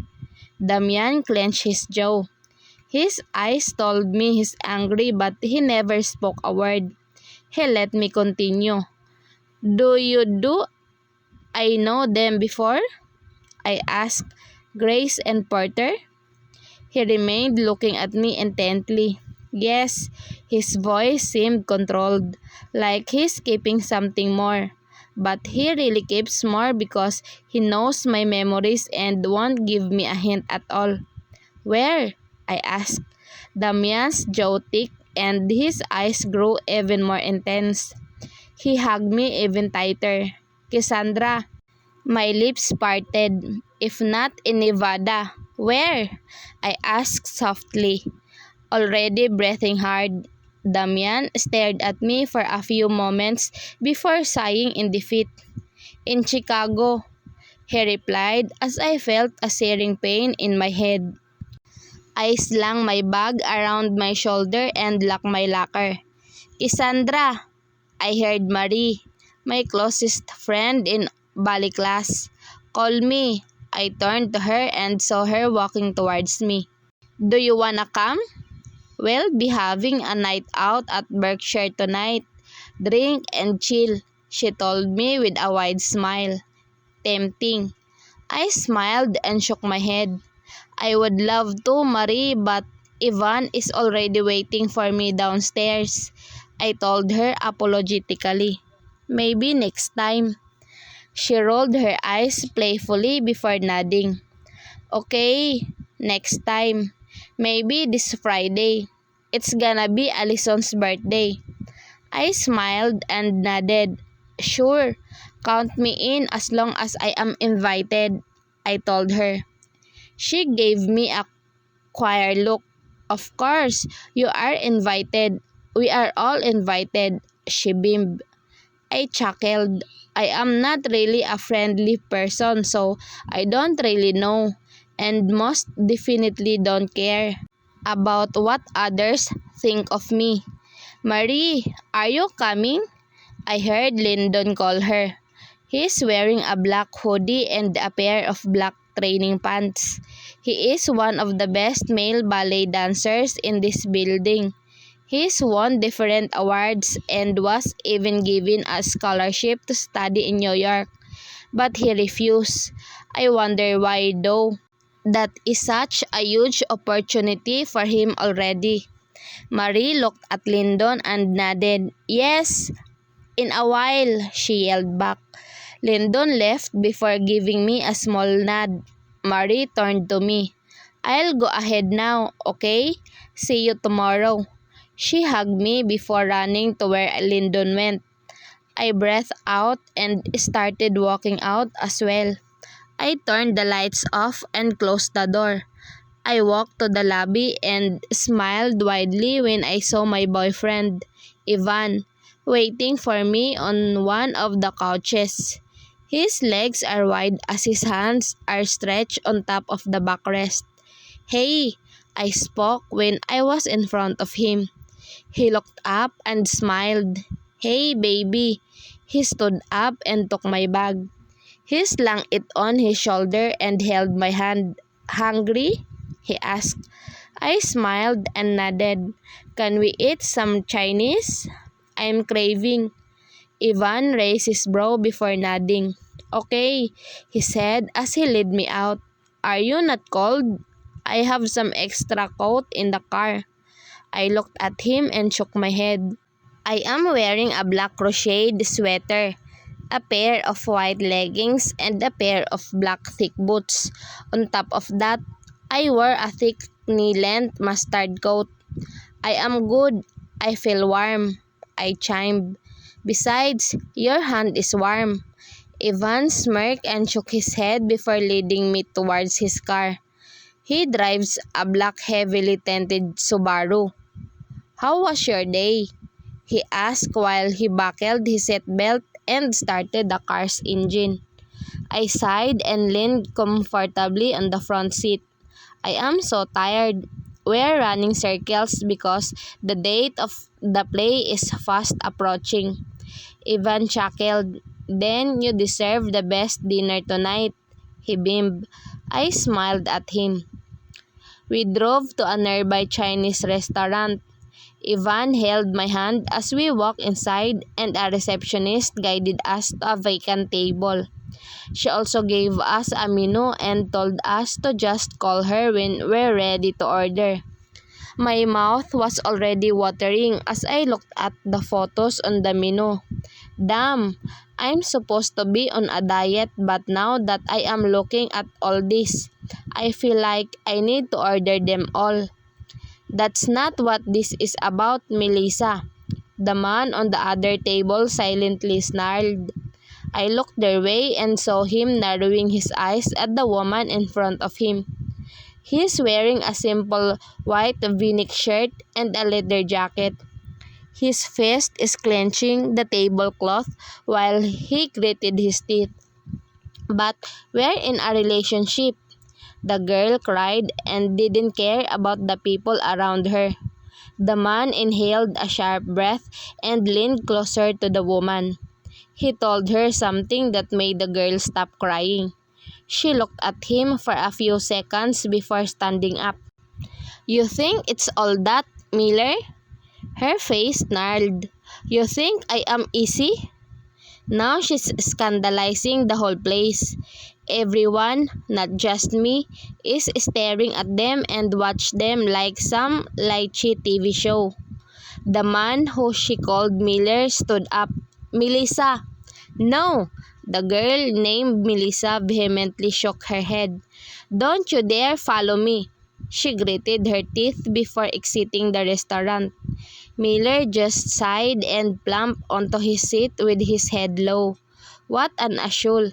He didn't even go after her, even though she told him to not follow him. He shouldn't have proven a point and run after her. I mentally shook my head in disapproval.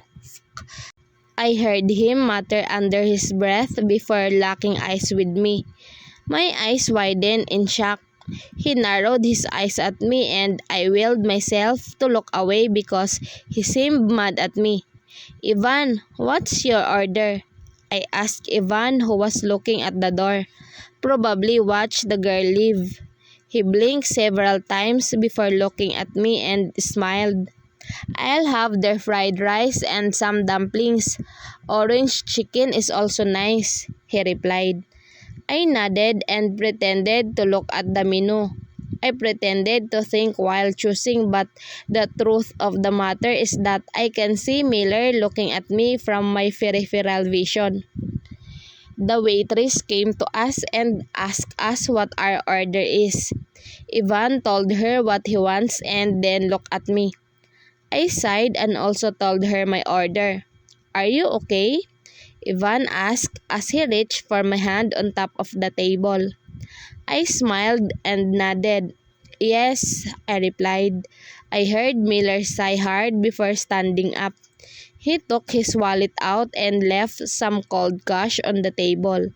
When I am finally certain that he's not here, I looked his way and saw him walking out of the door. "Miller," I whispered and opened my eyes. Damian's worried face came to my view and my head ached once more. I winced in pain as I held onto my head. "Cassandra, are you okay?" Damian's voice enveloped my ears. He held my face and I could almost feel shivers running down my spine. I moved away from him for a moment and fear immediately crossed his face. I looked around and knew that I was in the hospital again. The white walls, white ceilings, the windows, and the humidifier on the bedside table. Everything is already familiar to me. I shook my head. "Damian," I called him. He stood there, still stunned at my sudden pulling away. His jaw is clenched tightly while he stared at me with pain evident on his eyes. "What time is it?" I asked him as proceeded to relax on the bed. Damian still stood away from me, looking horrified. "9 in the evening," he replied, but his eyes looked still intense. I pursed my lips in a thin line. It hurt me that he's acting this way right now, but then I somehow understand him. I just hope he masks it well because it hurts me too when I see him in pain. "I'm hungry," I said. Damian nodded and then walked to the bedside table where a tray of hospital food is at. He fixed the overbed table and placed the food on it. "What do you want to eat?" he asked softly, but he did not look at me. I swallowed a forming lump in my throat. "This one," I replied, just pointing at anything on the table. Damian nodded and proceeded on removing the plastic cover of the food I chose. "It's an asparagus soup." I could only curse in my head for my stupidity. I know so well that soups are not really the food of choice in this hospital. He took the spoon and started stirring the soup. "Do you like something else?" he asked me. "I'll buy one." I looked at him because now he's lifted his gaze to me. Something in my chest seemed to have fallen. Did he want to leave me? He won't feed me? "I'm good with this," I told him, trying to convince him that I don't need anything else. He clenched his jaw and nodded. "Okay," he uttered, and then went on to scooping some soup. I bit my lip and smiled secretly as I saw him motioning to feed me.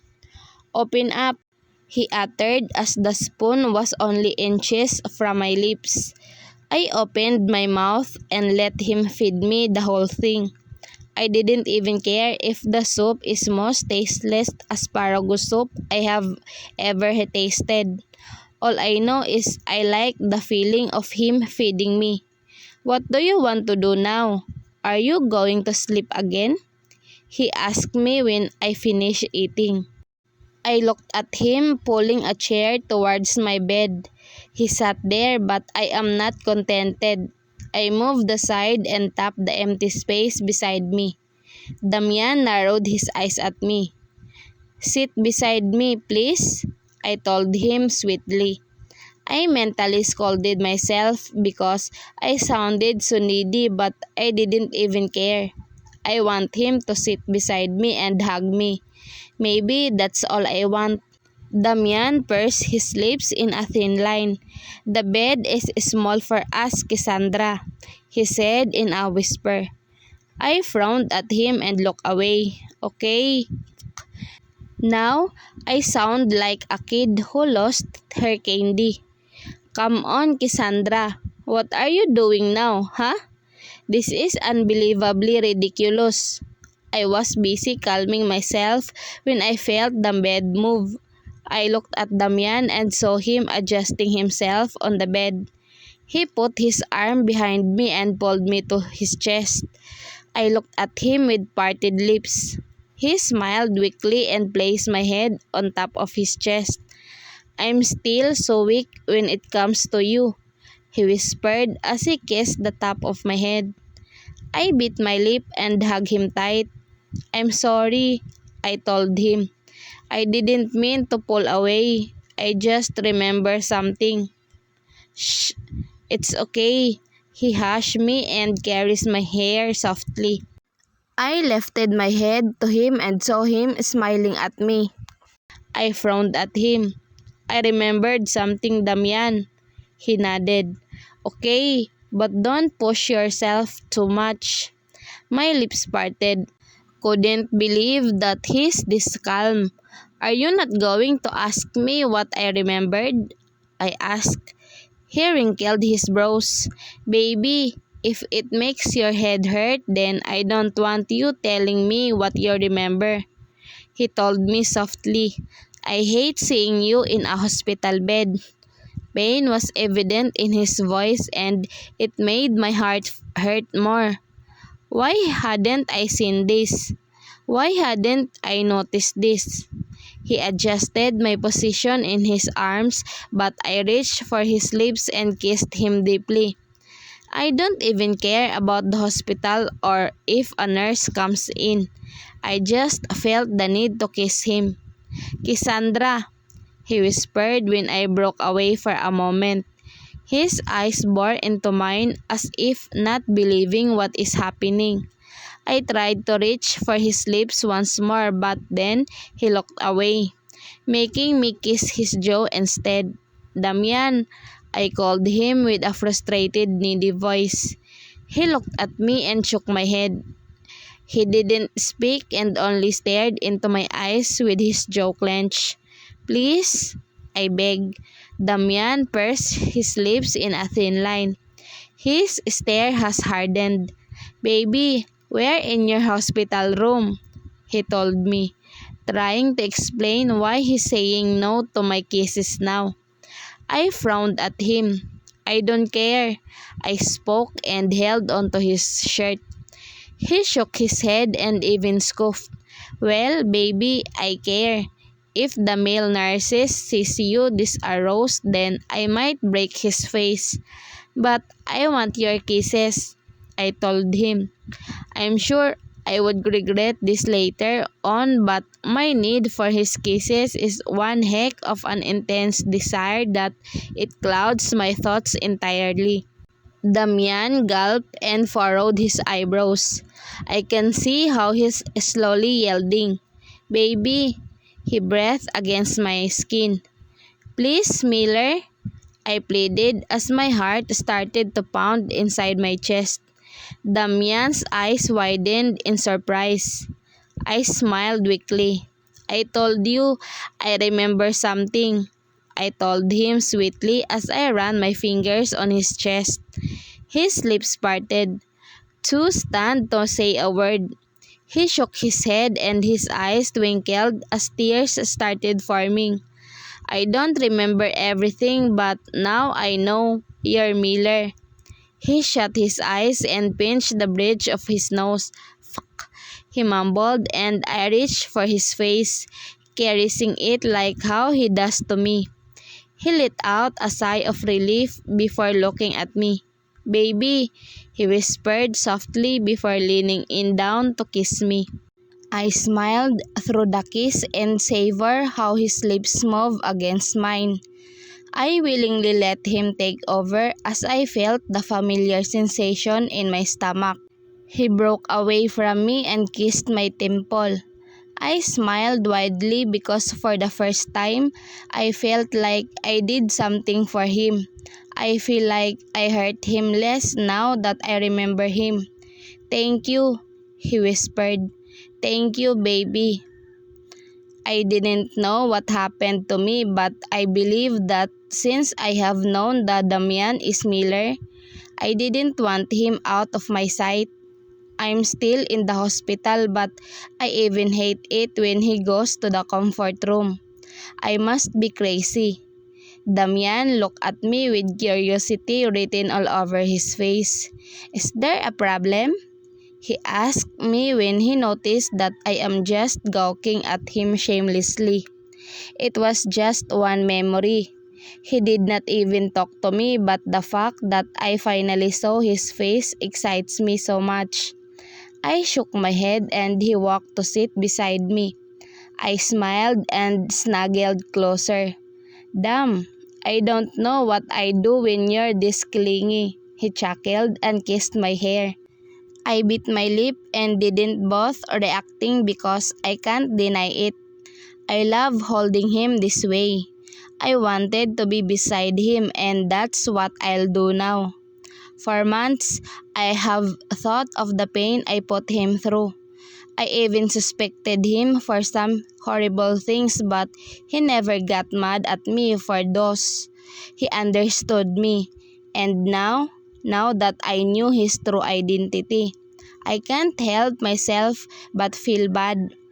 I hugged him tighter. "I'm sorry," I whispered.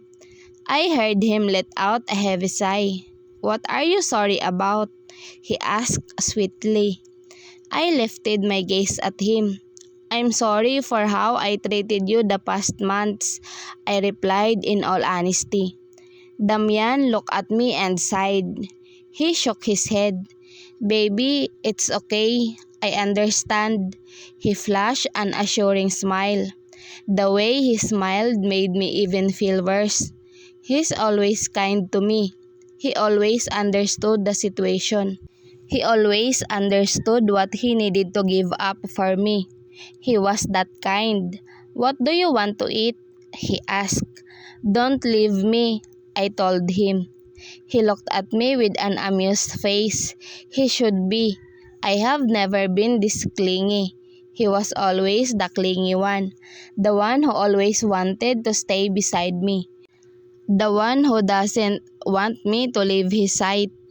But now, the rules have changed. I'll call delivery then," he suggested with his usual tender voice. I bit my lip and nodded. We ordered pizza and pasta because it's what I am craving for. It's a good thing there are no food restrictions for me. But then again, I wondered about the hospital bill. I wanted to voice it out, but I didn't want to bother Damian with this. I know how he will respond, which makes me think Porter knew Miller. If you're not friends with Porter, then what is he to you? I asked him in the middle of eating lasagna. Damian looked at me and smirked. "You can't trick me, baby. You're just fishing for information." "Why? Because he's more handsome than me?" My jaw literally dropped. Where did that come from? He narrowed his eyes at me and I can't help but chuckle. Did he really take that seriously? What? I asked, laughing and in disbelief. Damian frowned at me. Why? Do you like old men? Huh? Now I can't contain my laughter. He looks cute when he's jealous and when he's trying to bring Porter down. What are you talking about? I shook my head and laughed at his expression, but he was just looking at me with furrowed brows. He tilted his head to side and raised his brow. Why do you care so much about him anyway? He's old and already married. Oh my God, so are we. I belted and he just frowned. What are you jealous of anyway? I am just literally asking what he is to you. I don't have any other intentions with him. I am just curious because he mentioned your name while he's on a phone with someone. Damian's jaw clenched. His mood has changed now. He's not anymore jealous like a kid. Now I feel like he's angry at something but he wouldn't tell me. Is that the reason why your head hurt? He asked. I bit my lip. Probably, but I'm not going to tell him that. And besides, I didn't faint upon hearing that. I fainted when he told me. When did we leave Chicago? I asked him. Damian's gaze hardened. I can already sense that he wants to stop me but he just let out a heavy sigh. Before we came here. I nodded and waited for pain to come, but nothing came. What's your work in Chicago? I asked him. Damian shook his head. Don't do this. This will just strain your head, Cassandra. He told me in a low baritone but he sounded like he's pleading me to stop. And I already told you I am in the office work. I frowned and wanted to ask more but I stopped myself. He's right. I shouldn't strain my head more because I don't want to stay here longer. I want to go home. The smell of the hospital is already taking a toll on me. I didn't ask anything about the past after that, but that doesn't mean I didn't think about it overnight. Damian would probably get mad at me but I couldn't help it.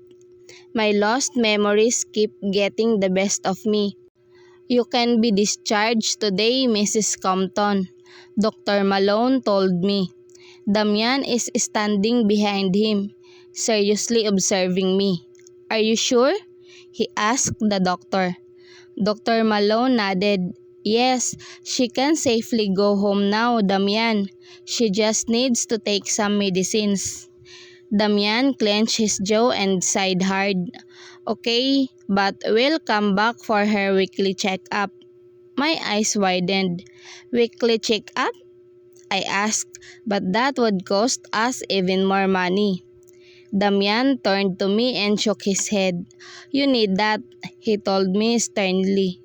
I opened my mouth to speak, but Dr. Malone nodded. She also might need to go back to Chicago, Damian. My lips parted in shock. Dr. Malone wants me to go back to Chicago. But it's so dangerous. What if she strains her head? Damian asked. Dr. Malone smiled. Dame, your wife's brain has already been triggered. Yes, I know. So why are we going to Chicago now? She'll just hurt more, Damian interjected.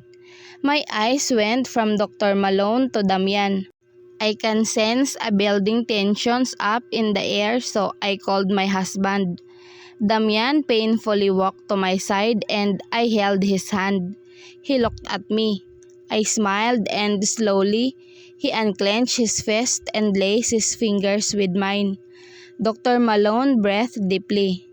Consider it, Damian. I think your wife can handle a little trigger. And besides, she's got doctors there too.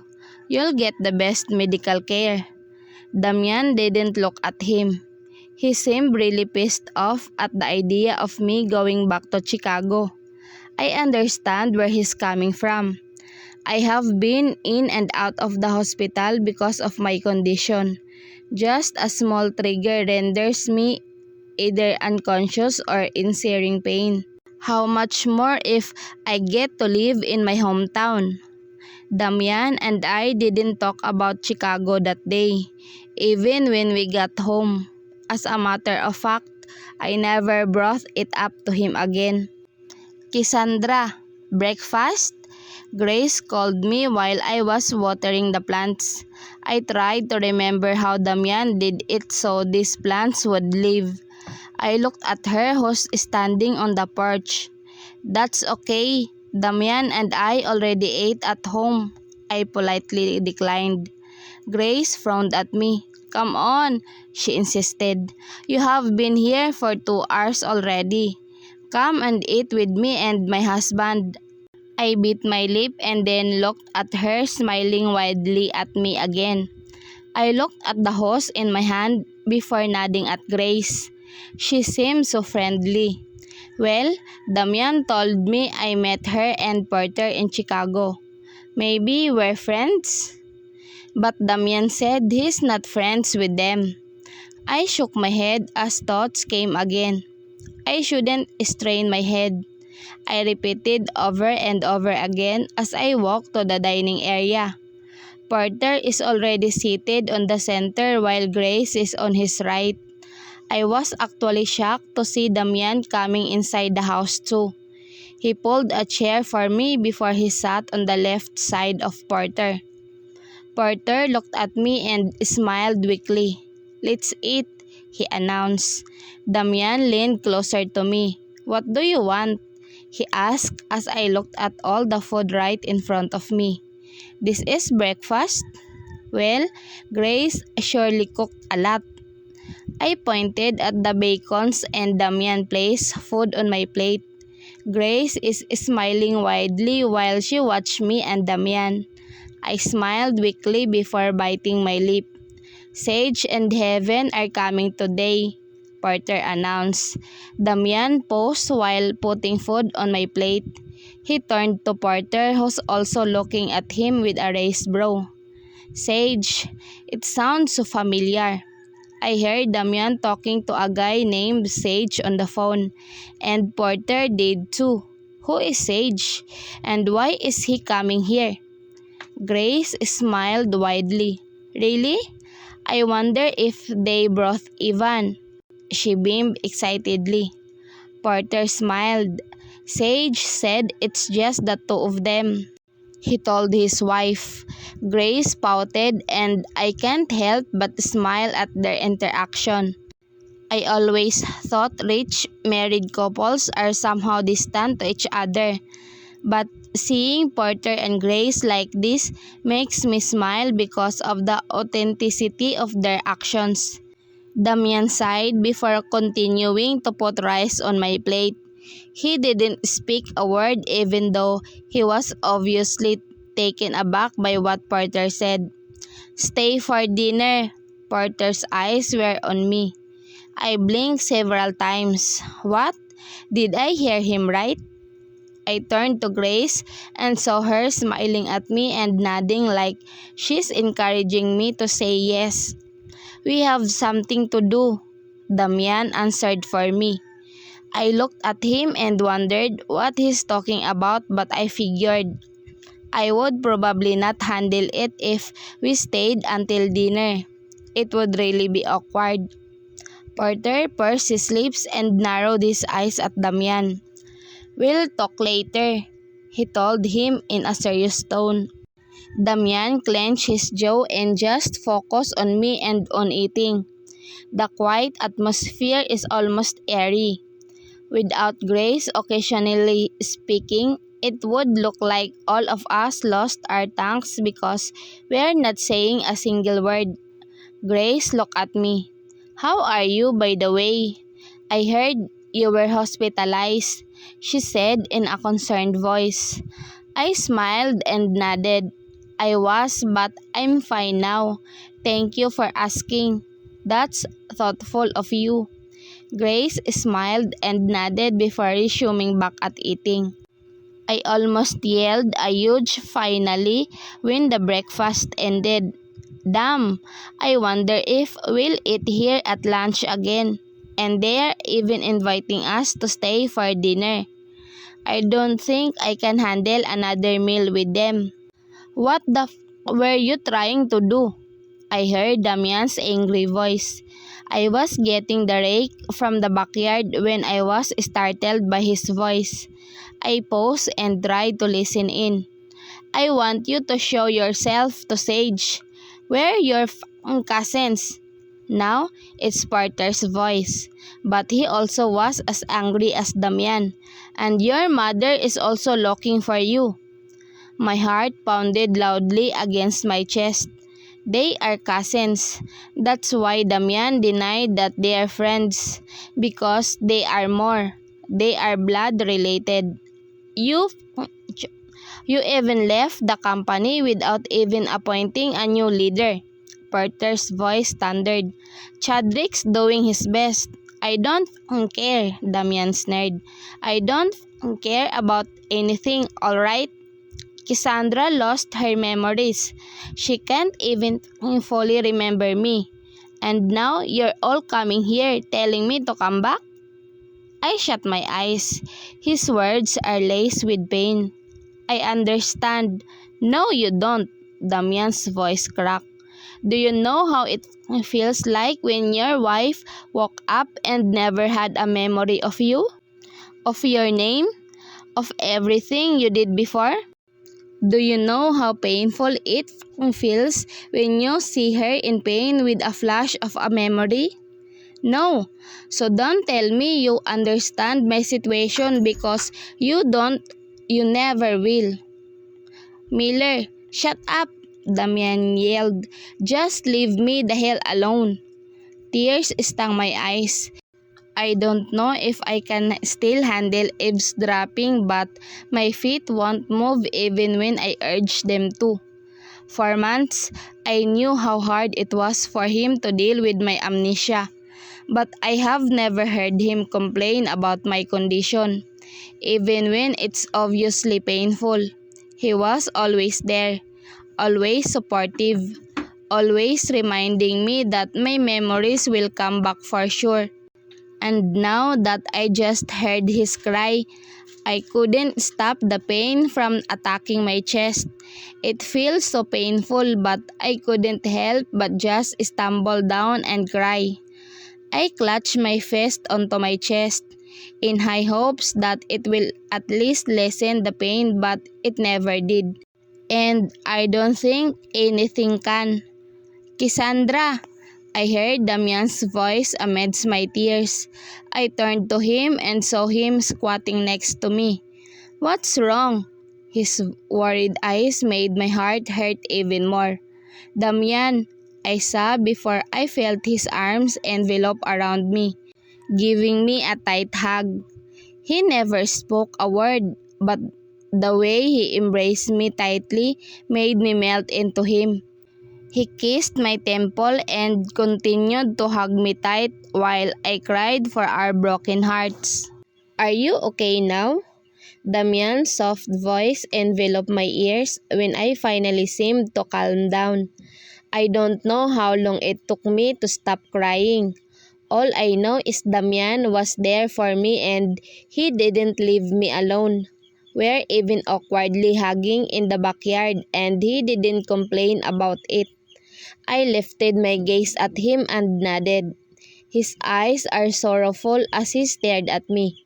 He raised his hand and caressed my face, wiping the tears off my cheeks. "We should go home," he told me. I shook my head. "We have lots of things to do," I replied. His jaw clenched. "It's okay. I'll ask someone else to do that for us." I stared at him and thought about his conversation with Porter. He is cousins with them. Then does not mean my eyes widened in realization.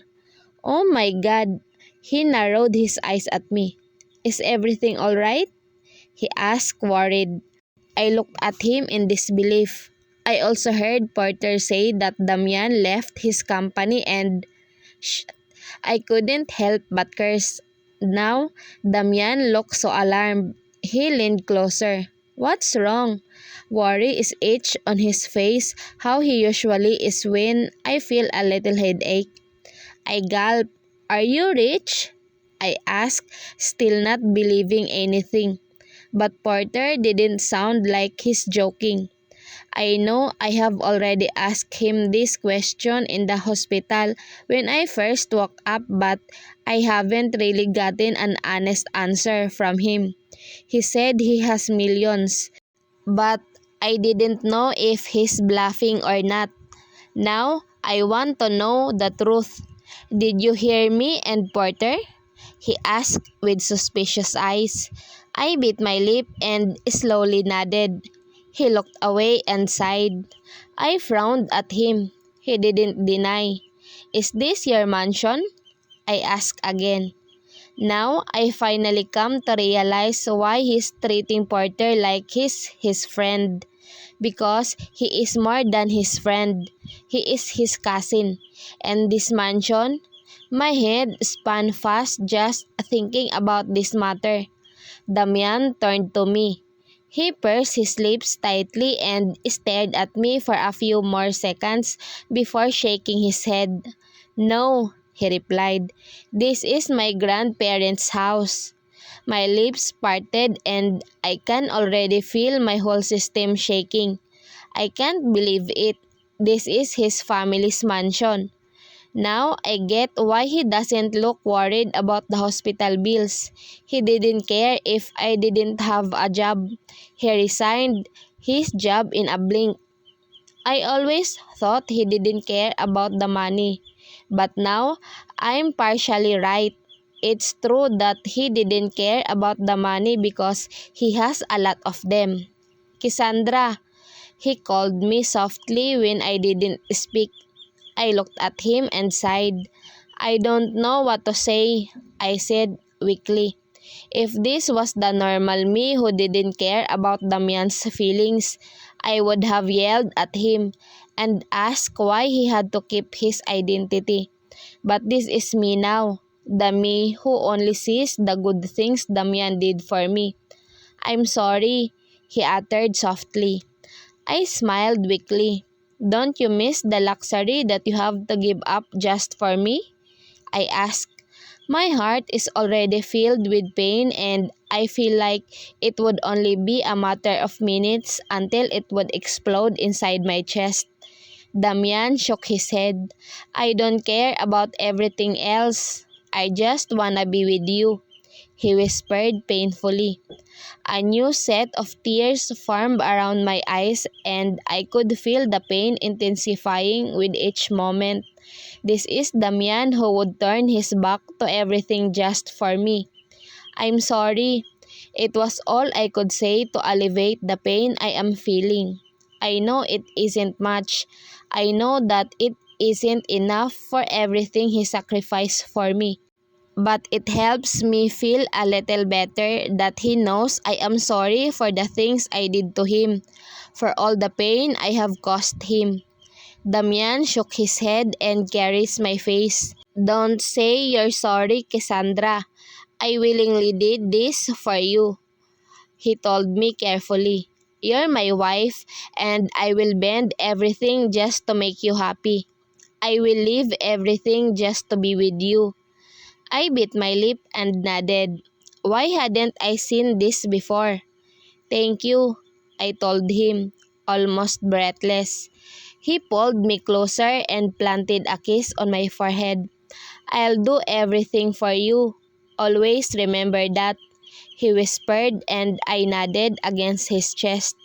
I have a lot of questions in my head but I will reserve all of them when we're home. Or maybe when I am feeling better and not this emotional.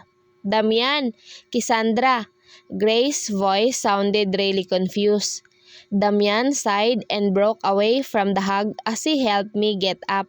We faced Grace, who's looking at us curiously. She cleared her throat. Sage and Heaven arrive.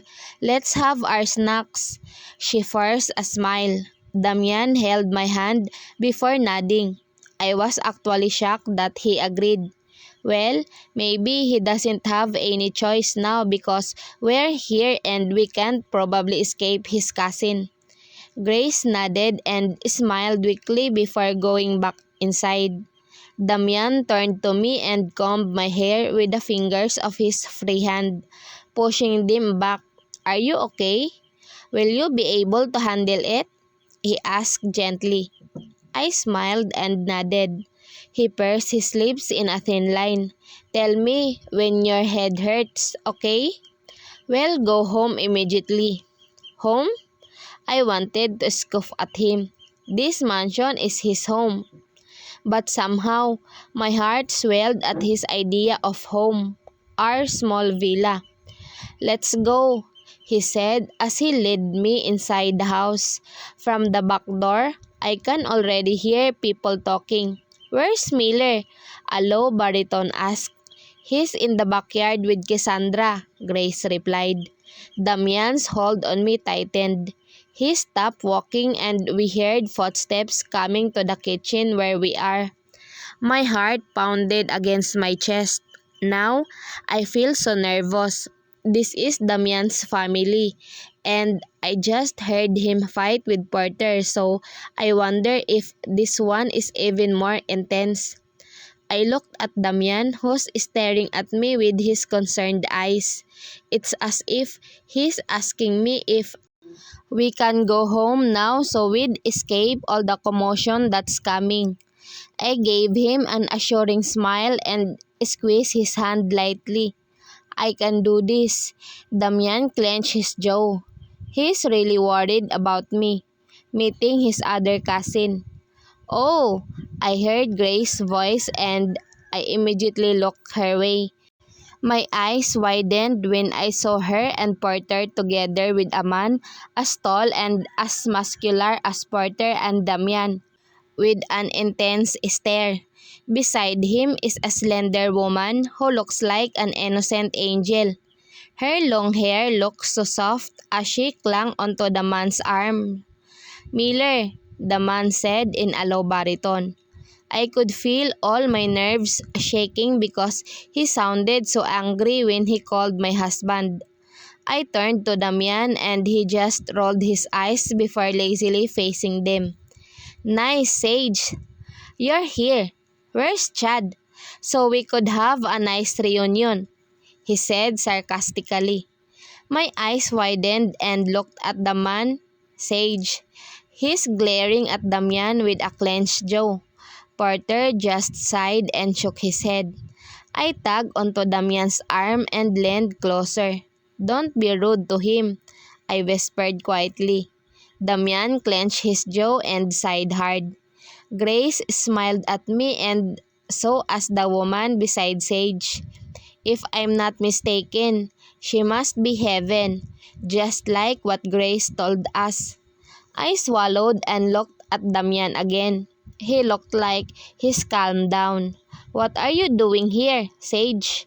Damian asked as we walked towards the fort. Sage raised his brow. He looked at me and gave me a slight nod before glaring at his cousin again.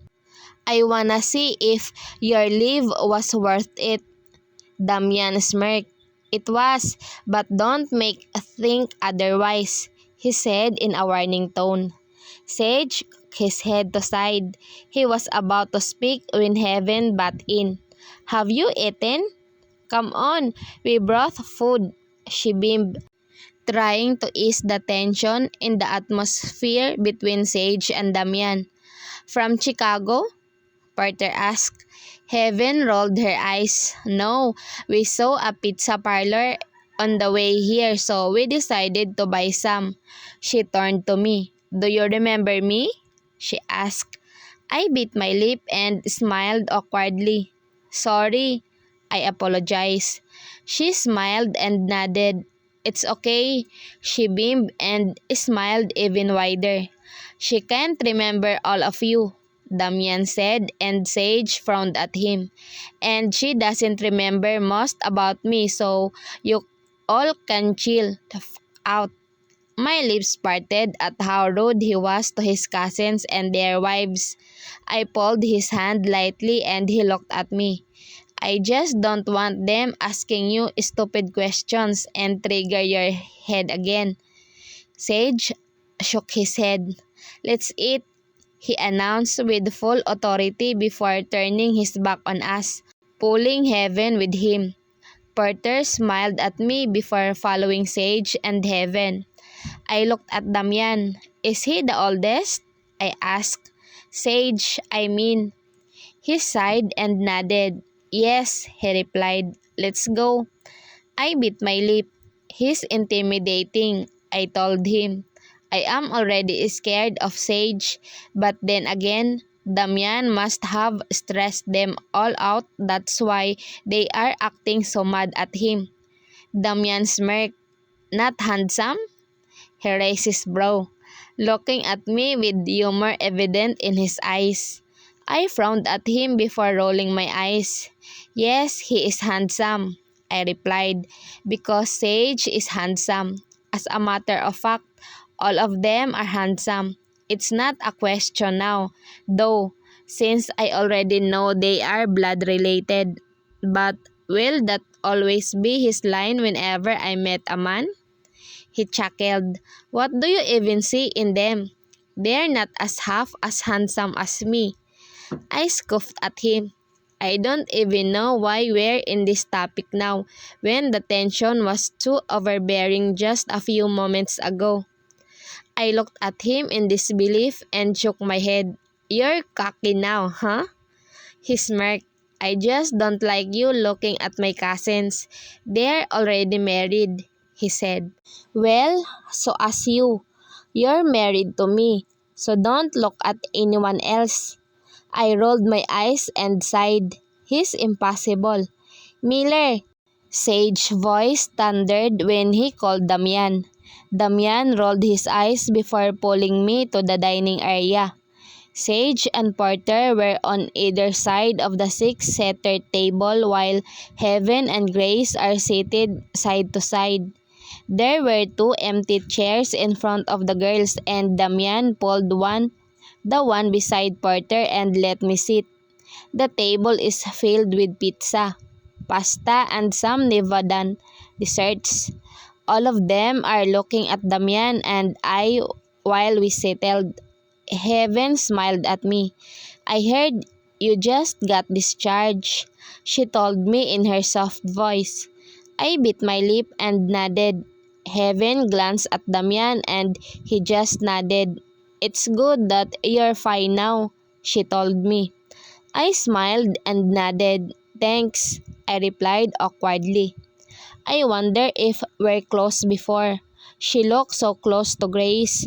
Maybe they bond a lot because of Porter and Sage.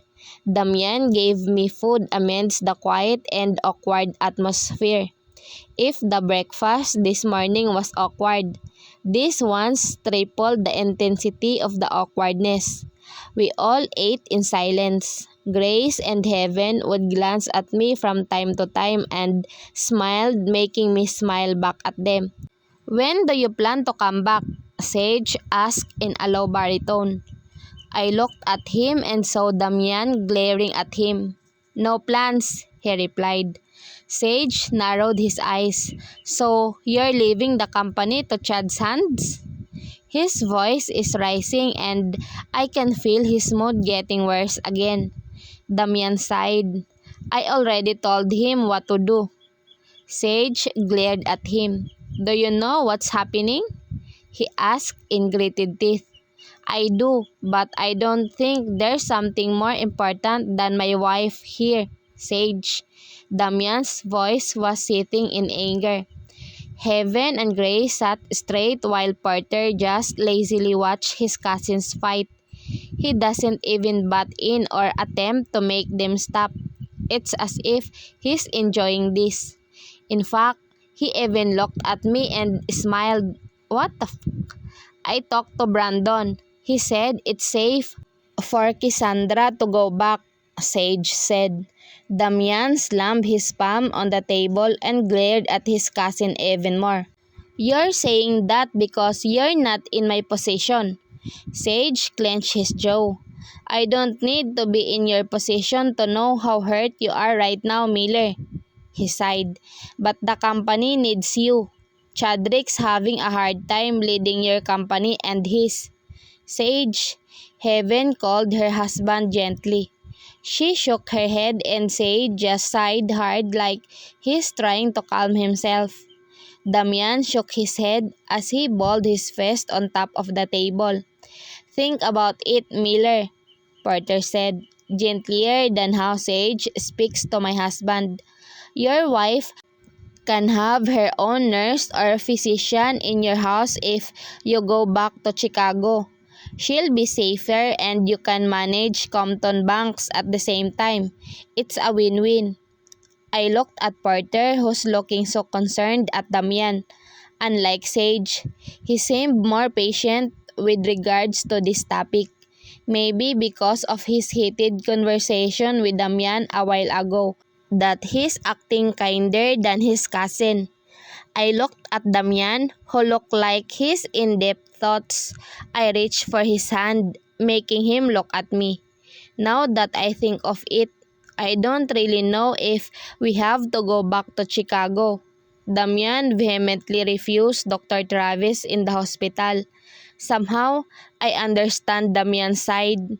Think about it, Miller, Heaven said in a gentle. I stared at Damian and waited for him to respond. He smiled at me weakly and nodded. I'll talk to my wife when we get home, he replied, making me hear different sighs of relief from everyone in the room. Everyone seemed to calm down after Damian's words. Sage stopped bothering him and Porter started opening up some topics unrelated to Damian coming home. Now that I have heard everything, I realize how rich Damian's family is. Compton Banks? Isn't that one of the most trusted banks in America? It has hundreds of branches scattered around North America. Damian is damn rich and I don't even know what to think now. He was just an ordinary husband to me, not a CEO. What are you thinking? Damian's soft voice is what I have heard. We're already in bed and my back is turned on him when I felt him hugging me from the back. I felt him bury his face on my nape as he breathed deeply. I placed my hand over his on my stomach.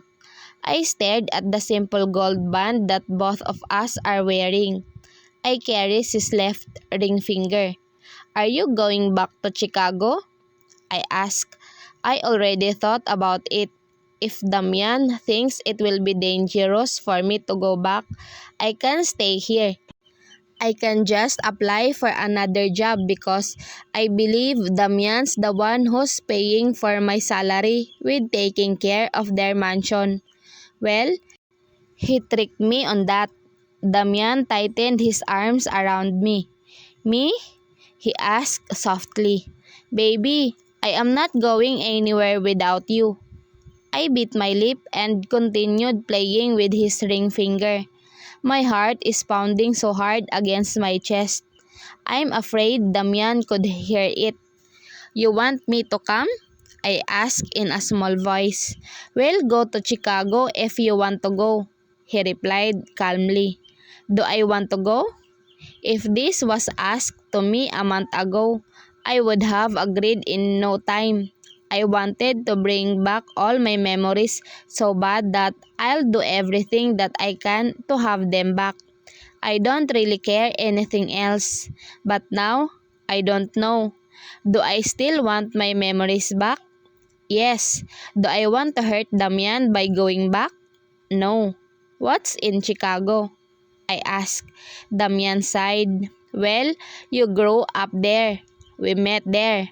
It's where we fell in love, he replied softly. I stilled for a moment before turning to face him slowly. His worried eyes are on mine immediately. I tried to smile but failed. Damian pursed his lips tightly as he stared at me. "What if I want to go?" I asked him. Somehow, I am partially doing this for him. His company needs him, and with sage tone, I believe it is already in danger. Damian clenched his jaw. He didn't reply for a few seconds, and I thought he isn't amenable, so when I saw him nodding, I was slightly shocked. "Will go?" I asked, still shocked. He nodded and smiled weakly. "We will." I bit my lip. "Where will we stay?" I don't know why excitement is slowly filling me up.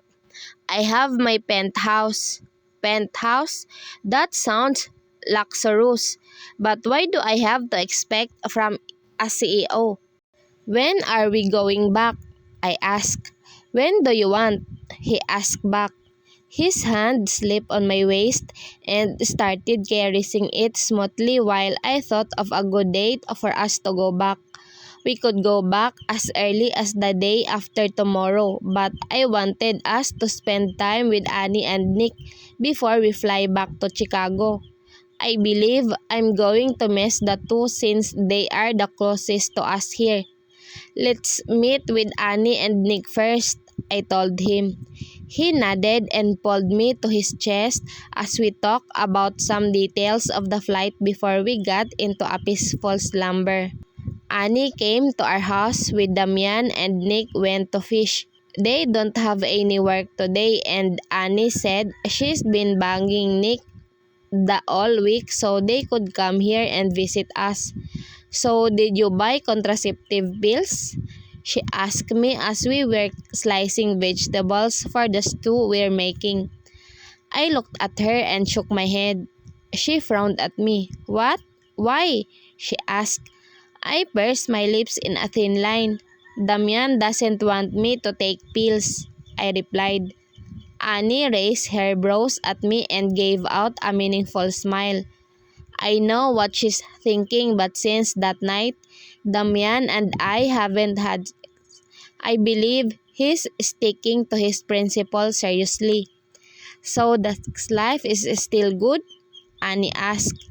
I looked at the vegetables and shrugged.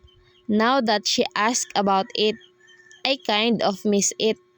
Before the contraceptive issue, we're always having, but when it was brought up, it seemed like Damian's abstained. Annie chuckled. "Oh, someone's in drought," she called, teasing me. I rolled my eyes. "Drought? Not entirely. We still make out, but Damian always sees to it that we stop when things already get rough. I don't know how he does it, but all I am thinking is how he could stop when we're already both in heat." We started talking about her life with Nick while we were cooking. I consider it fun even though it's somehow awkward. She's also told me things to do, things that I don't think I can do for Damian.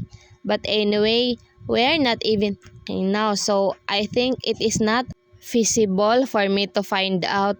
"Nick also told me you were hospitalized. What happened?" she asked, changing the topic at last. I sighed and had no choice but to tell her everything that happened. I even told her about Damian's real identity. Her jaw dropped. "You mean he's really related to the owners of Compton Banks?" she asked in shock and disbelief. I nodded. "Holy she cursed. "So he let everything go just to be with you?" I gulped. Something about that made me feel uncomfortable. It's hard for me to think that I made Damian's life more miserable, and I am already starting to hate myself when I remember how harshly I treated him for the first few months when he has sacrificed everything on the line for me. "What the You're one lucky peach," Annie beamed. "So that explains why there are lobsters," she added, that made us both burst into laughter. This feels light, but I need to ask her opinion on something. His cousins are asking him to go back. He doesn't want to, I uttered. Annie raised her brow. Because of your condition? She asked. I pursed my lips and nodded. He said he doesn't want to risk it for me, I replied, but the doctor already advised that I can go back. After all, it's where we have to be. That is where we belong. Annie nodded. I don't know what to say.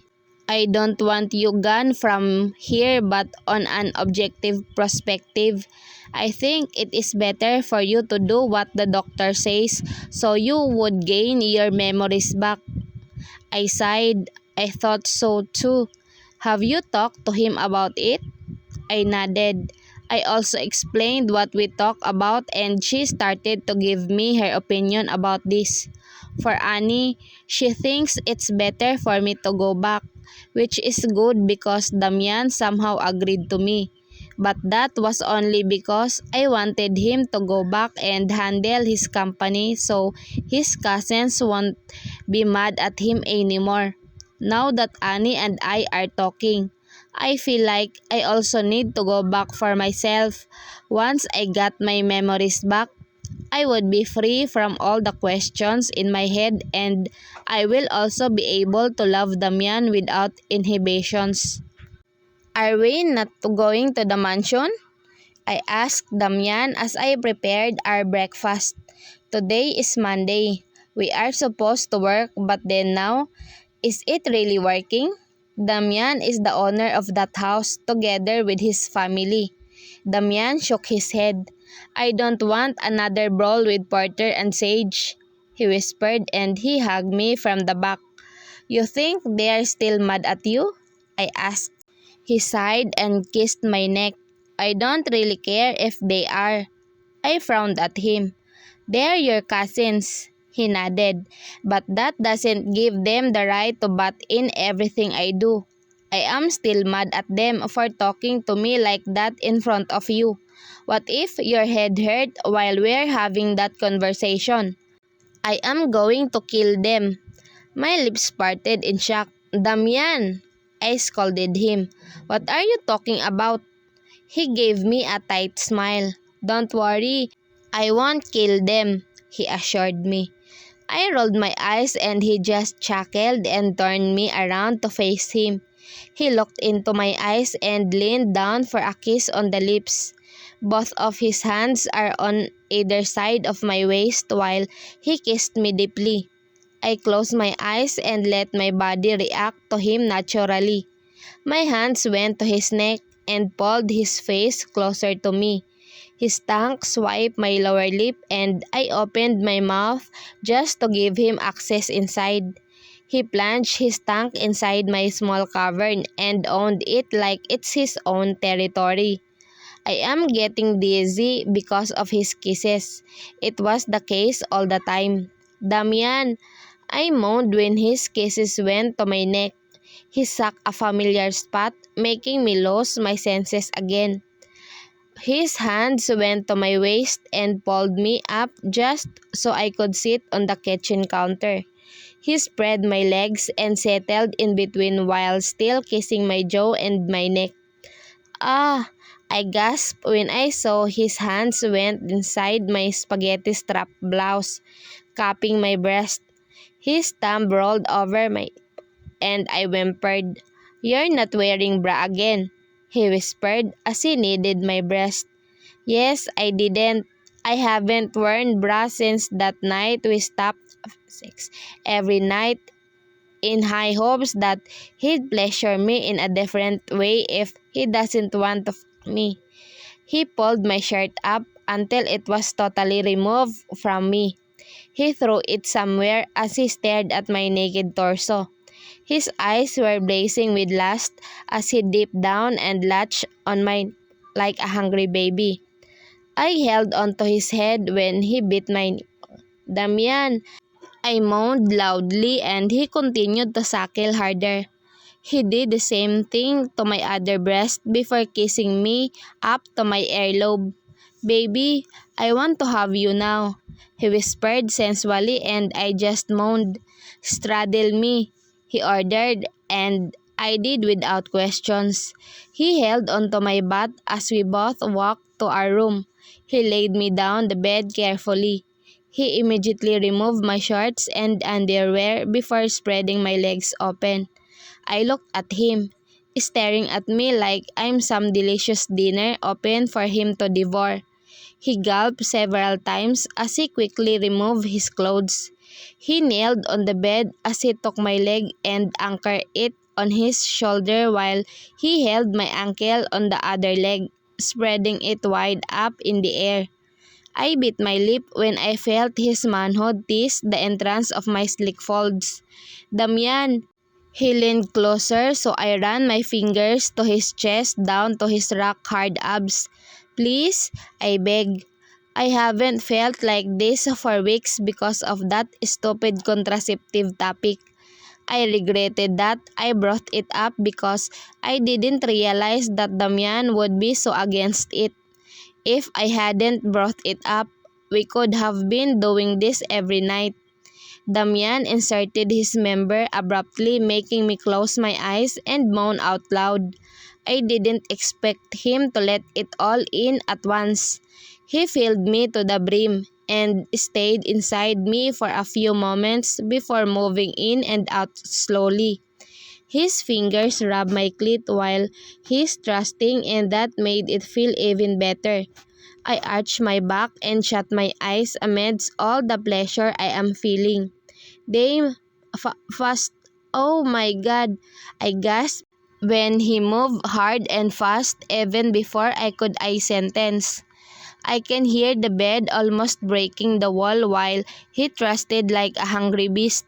He bent down and devoured mine while his fingers flicked my hot core. Shit, Damian, I gasped as I felt the familiar sensation forming in my gut. Oh, I moaned loudly as he pulled in and out even faster and harder. I can already hear him groan and pant, but his movement didn't falter. It only even intensified with each moan of mine. Oh my God, Damian, I am coming. I gasped as I could feel like I am going to come anytime soon. He crushed his lips on mine and kissed me hard and deep while he continued thrusting. I broke the kiss early because I am already gasping and calling his name. Baby, I'm almost, he whispered to me as he gave me one last hard and deep push before I felt him come inside me with me. Our bodies convulsed as our juices mixed. He kissed my cheek. I miss that, he whispered. I smiled weakly, still in a daze about what happened. Me too, he chuckled. Do you think we need contraceptives? He asked, teasing. I narrowed my eyes at him and frowned. You let me crave that long because of that? I asked him. He smirked. No, baby, you let me crave that long for that, he replied before I could feel him getting hard again. Damian took me 2 more times until we stopped. I'm guessing he's been that hungry for because if I wasn't dead and beat, he still would have pushed another round. But then, we're not going to work today, so we have all day to do this. Ah, what the am I even thinking? Damian pulled me to his chest. What do you wanna do today? He asked. I looked at him, curious of what he meant by that. Like a date? I asked back. He looked down at me and smirked. Yes. I bit my lip and lots of ideas came and washed over my brain. Picnic by the beach? I asked. I have always wanted us to have picnic by the beach. I know it's a little cliche, but I admire the couples who spend time together near the beach. He nodded as he kissed my temple. Let's do that then, he said before hugging me tight. I was already telling him my whole plan when we heard a series of knocks on the door. I looked at Damian with questioning eyes and saw that he too is wondering who that person might be. Miller, Cassandra! Both our eyes widened when we heard a familiar voice. "Are you home?" Another one shouted from the outside. Damian inhaled a sharp breath and shut his eyes in frustration. "Ah, my cousins won't leave me alone. Damn it!" he angrily snapped as he stood up and put his boxers and shirt on before answering the door. I quickly put on some clothes as Damian walked to the door to see who's been knocking, even though I know that he already knows who. "Miller!" I heard Gracila's jolly voice. I looked at my shirt and nodded to myself. I looked decent now. I held onto my face and realized that Damian threw my shirt somewhere in the kitchen. Damn, did he pick it up before letting them in? I immediately walked out of the room. Just as I was closing the door, I was seen by all of them and I had no choice but to smile awkwardly. Grace was the first one I saw. She's wearing a yellow crop top shirt and white shorts. Porter was beside her and he's wearing a simple gray muscle tee and a pair of black board shorts. Heaven is wearing a red crocheted halter top and a pair of black shorts. Sage is wearing a navy blue v-neck shirt and a pair of gray board shorts. They all look like they're ready to go to the beach because all them have shades hanging on their shirts for the men and raised up to the head for Heaven and Grace. I bowed slightly. Now, I'm even more conscious. They are all dressed up while I hadn't even taken a bath. "Good morning," I told them before I looked at the kitchen where I saw my shirt on the backrest of the chair. I could only curse mentally because it is obvious and easily seen. Goddamn timing. This isn't helping. Damian turned to me and quickly walked to my side before snaking his arm around my waist. Porter smirked just when he was about to sit on the couch. Grace sat beside him and gave me an assuring smile. "Hi, Cassandra. We're planning on exploring the city today. We want you to come with us so we could bond." Heaven beamed brightly and then looked at the serious Damian beside me before biting her lip. Sage came after her and stood beside her. He looked at me and smiled. I blinked several times because I have never seen him smile this wide. I thought I was just dreaming, but he's really smiling widely. Maybe his impression on me was someone serious.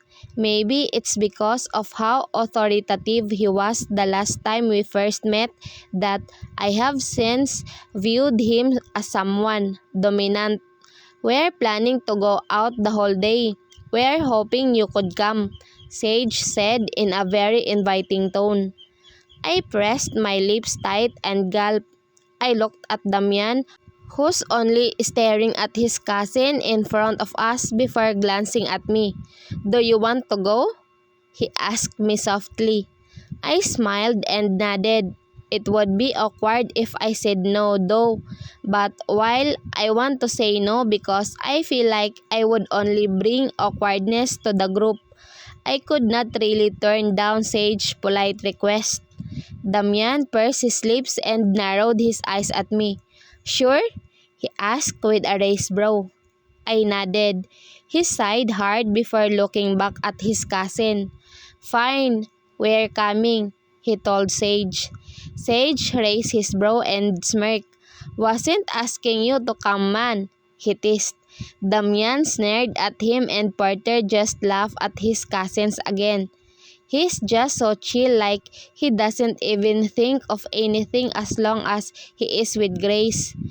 Heaven chuckled and that made Damian even angrier. I shook my head and started to make my way to the dining area to get shirt smoothly. It's a good thing that they are all busy teasing Damian that no one noticed me getting something. I placed the shirt in the laundry basket and sighed in relief. I walked back to the living room. "Have you eaten?" I asked them. They all nodded except for Damian because we haven't eaten yet. We were supposed to eat but then, "Oh, let's eat?"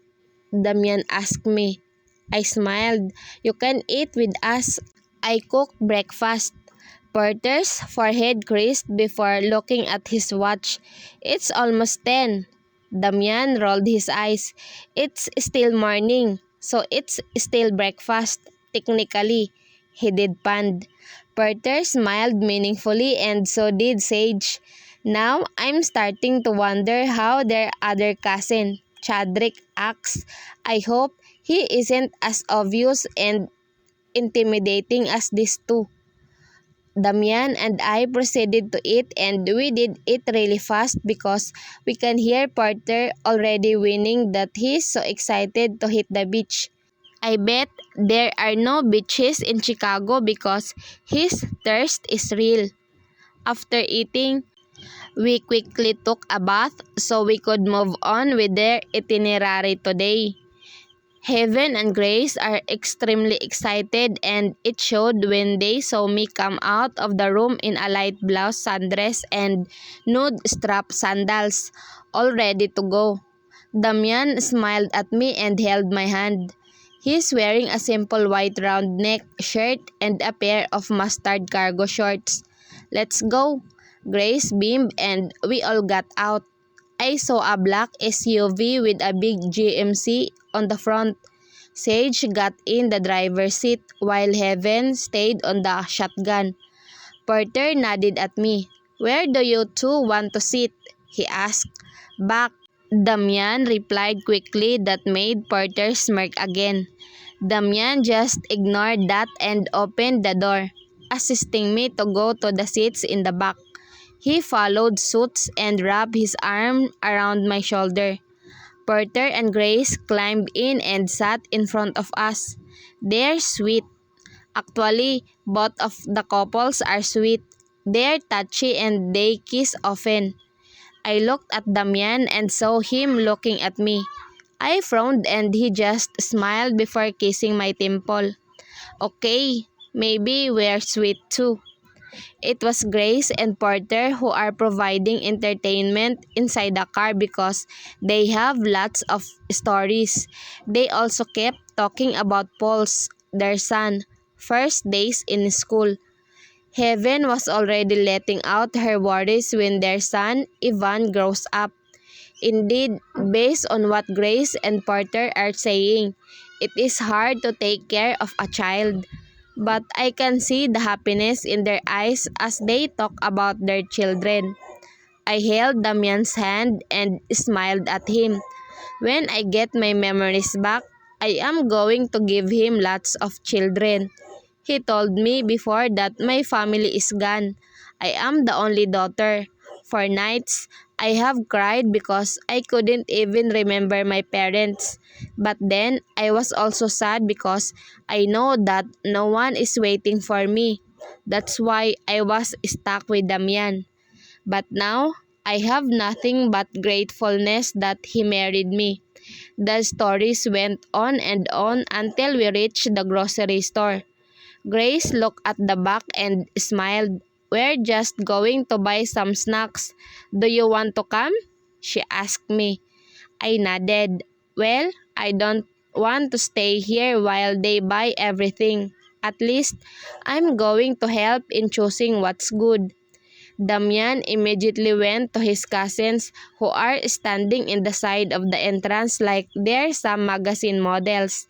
They all look good, and now that I look at them, I could see that they all have the same eyes and bone structure of the face. I wonder how handsome and pretty their parents are. "Cassandra, do you like this?" Heaven asked me. She's holding a tempura snack and I nodded. "Good," she beamed before placing it on the cart. Grace was looking at some drinks and took the least alcoholic. She raised her brow at me. "You're not pregnant, right?" she asked innocently.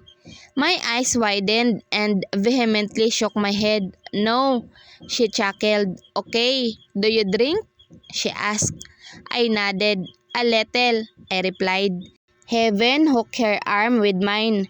Grace, don't make her drink or Miller would go nuts, she snickered. Grace smirked. Oh yeah, I remember before, when you go to the bar, you'd get really drunk that he'd have to show off everyone that goes your way. I bit my lip. I don't remember that, but I have a memory of me in a bar. Grace shrugged. I think he's even more territorial now, she uttered as she placed 2 packs of the canned drinks in the cart. We moved around, looked at all the racks in the grocery just to make sure that we've seen all the products. Heaven got one small cooler and filled it with ice just so we could put the drinks inside and preserve their coolness. After all, who wants to drink hot beer? Grace and Heaven are very accommodating. I can also see that they are both considerate of me because they kept on explaining everything to me when I seemed to not understand what they are talking about. Amnesia sucks, but I know you will remember everything, Grace told me. Heaven nodded. Are you coming with us to Chicago? She asked. When are you leaving? I asked back. We're flying this Friday. Friday? That's 3 days from now. I smiled. I don't know yet. I'll ask Damian first, I told her. Heaven nodded and smiled to assure me that it's okay. When you get there, Grace and I will visit you in your penthouse, she assured me. Grace nodded. Yes, like the old times, she snickered. I smiled. I could feel my heart swelling inside my chest as I heard those words. Now it feels better to go back because it seems like I have friends in heaven and Grace. The boys were the ones who carried the groceries and placed them at the back compartment. I was smiling widely at Damian when they were done. He kissed my cheek. Did you enjoy shopping with Heaven and Grace? He asked. I nodded, smiling even wider. Now I feel a lot better. It just feels better when you know you have friends to lean on. We arrive at the beach by lunchtime. Somehow, it is crowded with tourists from all over the world. It's summer here, so it's obvious. Luckily, we found a spot near the trees so we wouldn't have to sit directly under the heat of the sun. I helped Grace and Heaven in setting up the picnic mat. The boys are talking to each other on the shore. They were laughing and I thought they're not talking about Damian's life here. Us girls just sat there under the shades of the trees while watching the people in the beach. Are you going to swim? Grace asked me. I shrugged. I don't know yet, I replied. I brought a bikini but I don't think Damian would let me. Heaven laughed. Same with Sage. Very conservative. Grace shook her head. Porter is too, but I fight with him when it comes to wearing what I want. He hates it when I wear something revealing. She frowned. And that started our talk with our funny and pretty fights with our husbands just because they go territorial every time. I just noticed how similar those boys are when it comes to treating their women. What about the other cousin, Chadrick? I asked. What about Chad? Heaven asked. Where is he? I asked. Grace shrugged. At home, probably drowning himself in paperworks. I frowned. Is that because Damian is away? I asked. Partially, she replied. But Chad is acting really weird these days. Even Porter said it. She spoke. He's always the chill one among the four, but now, I don't know if it's because he's handling 2 companies at the same time, but he seemed really out of it. I listened well, very interested in the topic of someone I can't even remember. Maybe it's because Julia's about to give birth, Heaven guessed. I narrowed my eyes at her. Who's Julia? I asked. Grace rolled her eyes. Heaven's evil stepsister, she replied with a disgusted expression. I don't want to offend you, H, but I think your stepsis is really making it hard for Chad. Heaven sighed. I know. One time, I heard Sage and Chad talking about how Chad thinks the child isn't his. Grace's eyes widened. Oh my God, really? She gasped in shock. Heaven nodded and then smiled weakly at me. It's a little too complicated, guess. I hope you get all your memories back so you could understand the gravity of this situation. I gave out an assuring smile and nodded. It's okay, I replied. I have long accepted that it's hard to connect back to the world that I can't remember. Grace sighed. But it's not hard to connect back with us whether you remember us or not, she told me. Heaven nodded. We can go shopping like we used to. We can have a chill night out. I smiled at them. I feel so overwhelmed at how they welcomed me and somehow I feel a little more complete with them. I felt like one puzzle piece had fallen into place. We continued talking until the boys came. We all ate lunch while Porter kept telling jokes about a TV show. Well, I don't watch the TV often, so I couldn't relate but I just laughed. It was funny anyway. Porter is throwing his jokes with perfect timing that he makes even the people around us laugh. Oh, by the way, Miller, are you flying with us back to Chicago? Heaven asked. Damian looked at me and I nodded. I think I have finished my purpose here. I even talked to Annie and she said I needed to go. And I want to go. Okay, Damian replied, making Heaven and Grace squeal in excitement. Sage and Porter smiled at me and I couldn't help but smile back. I wonder how it is going to feel to be back in Chicago. Damian held my hand and squeezed it lightly. I smiled. It doesn't matter now, as long as I am with my husband.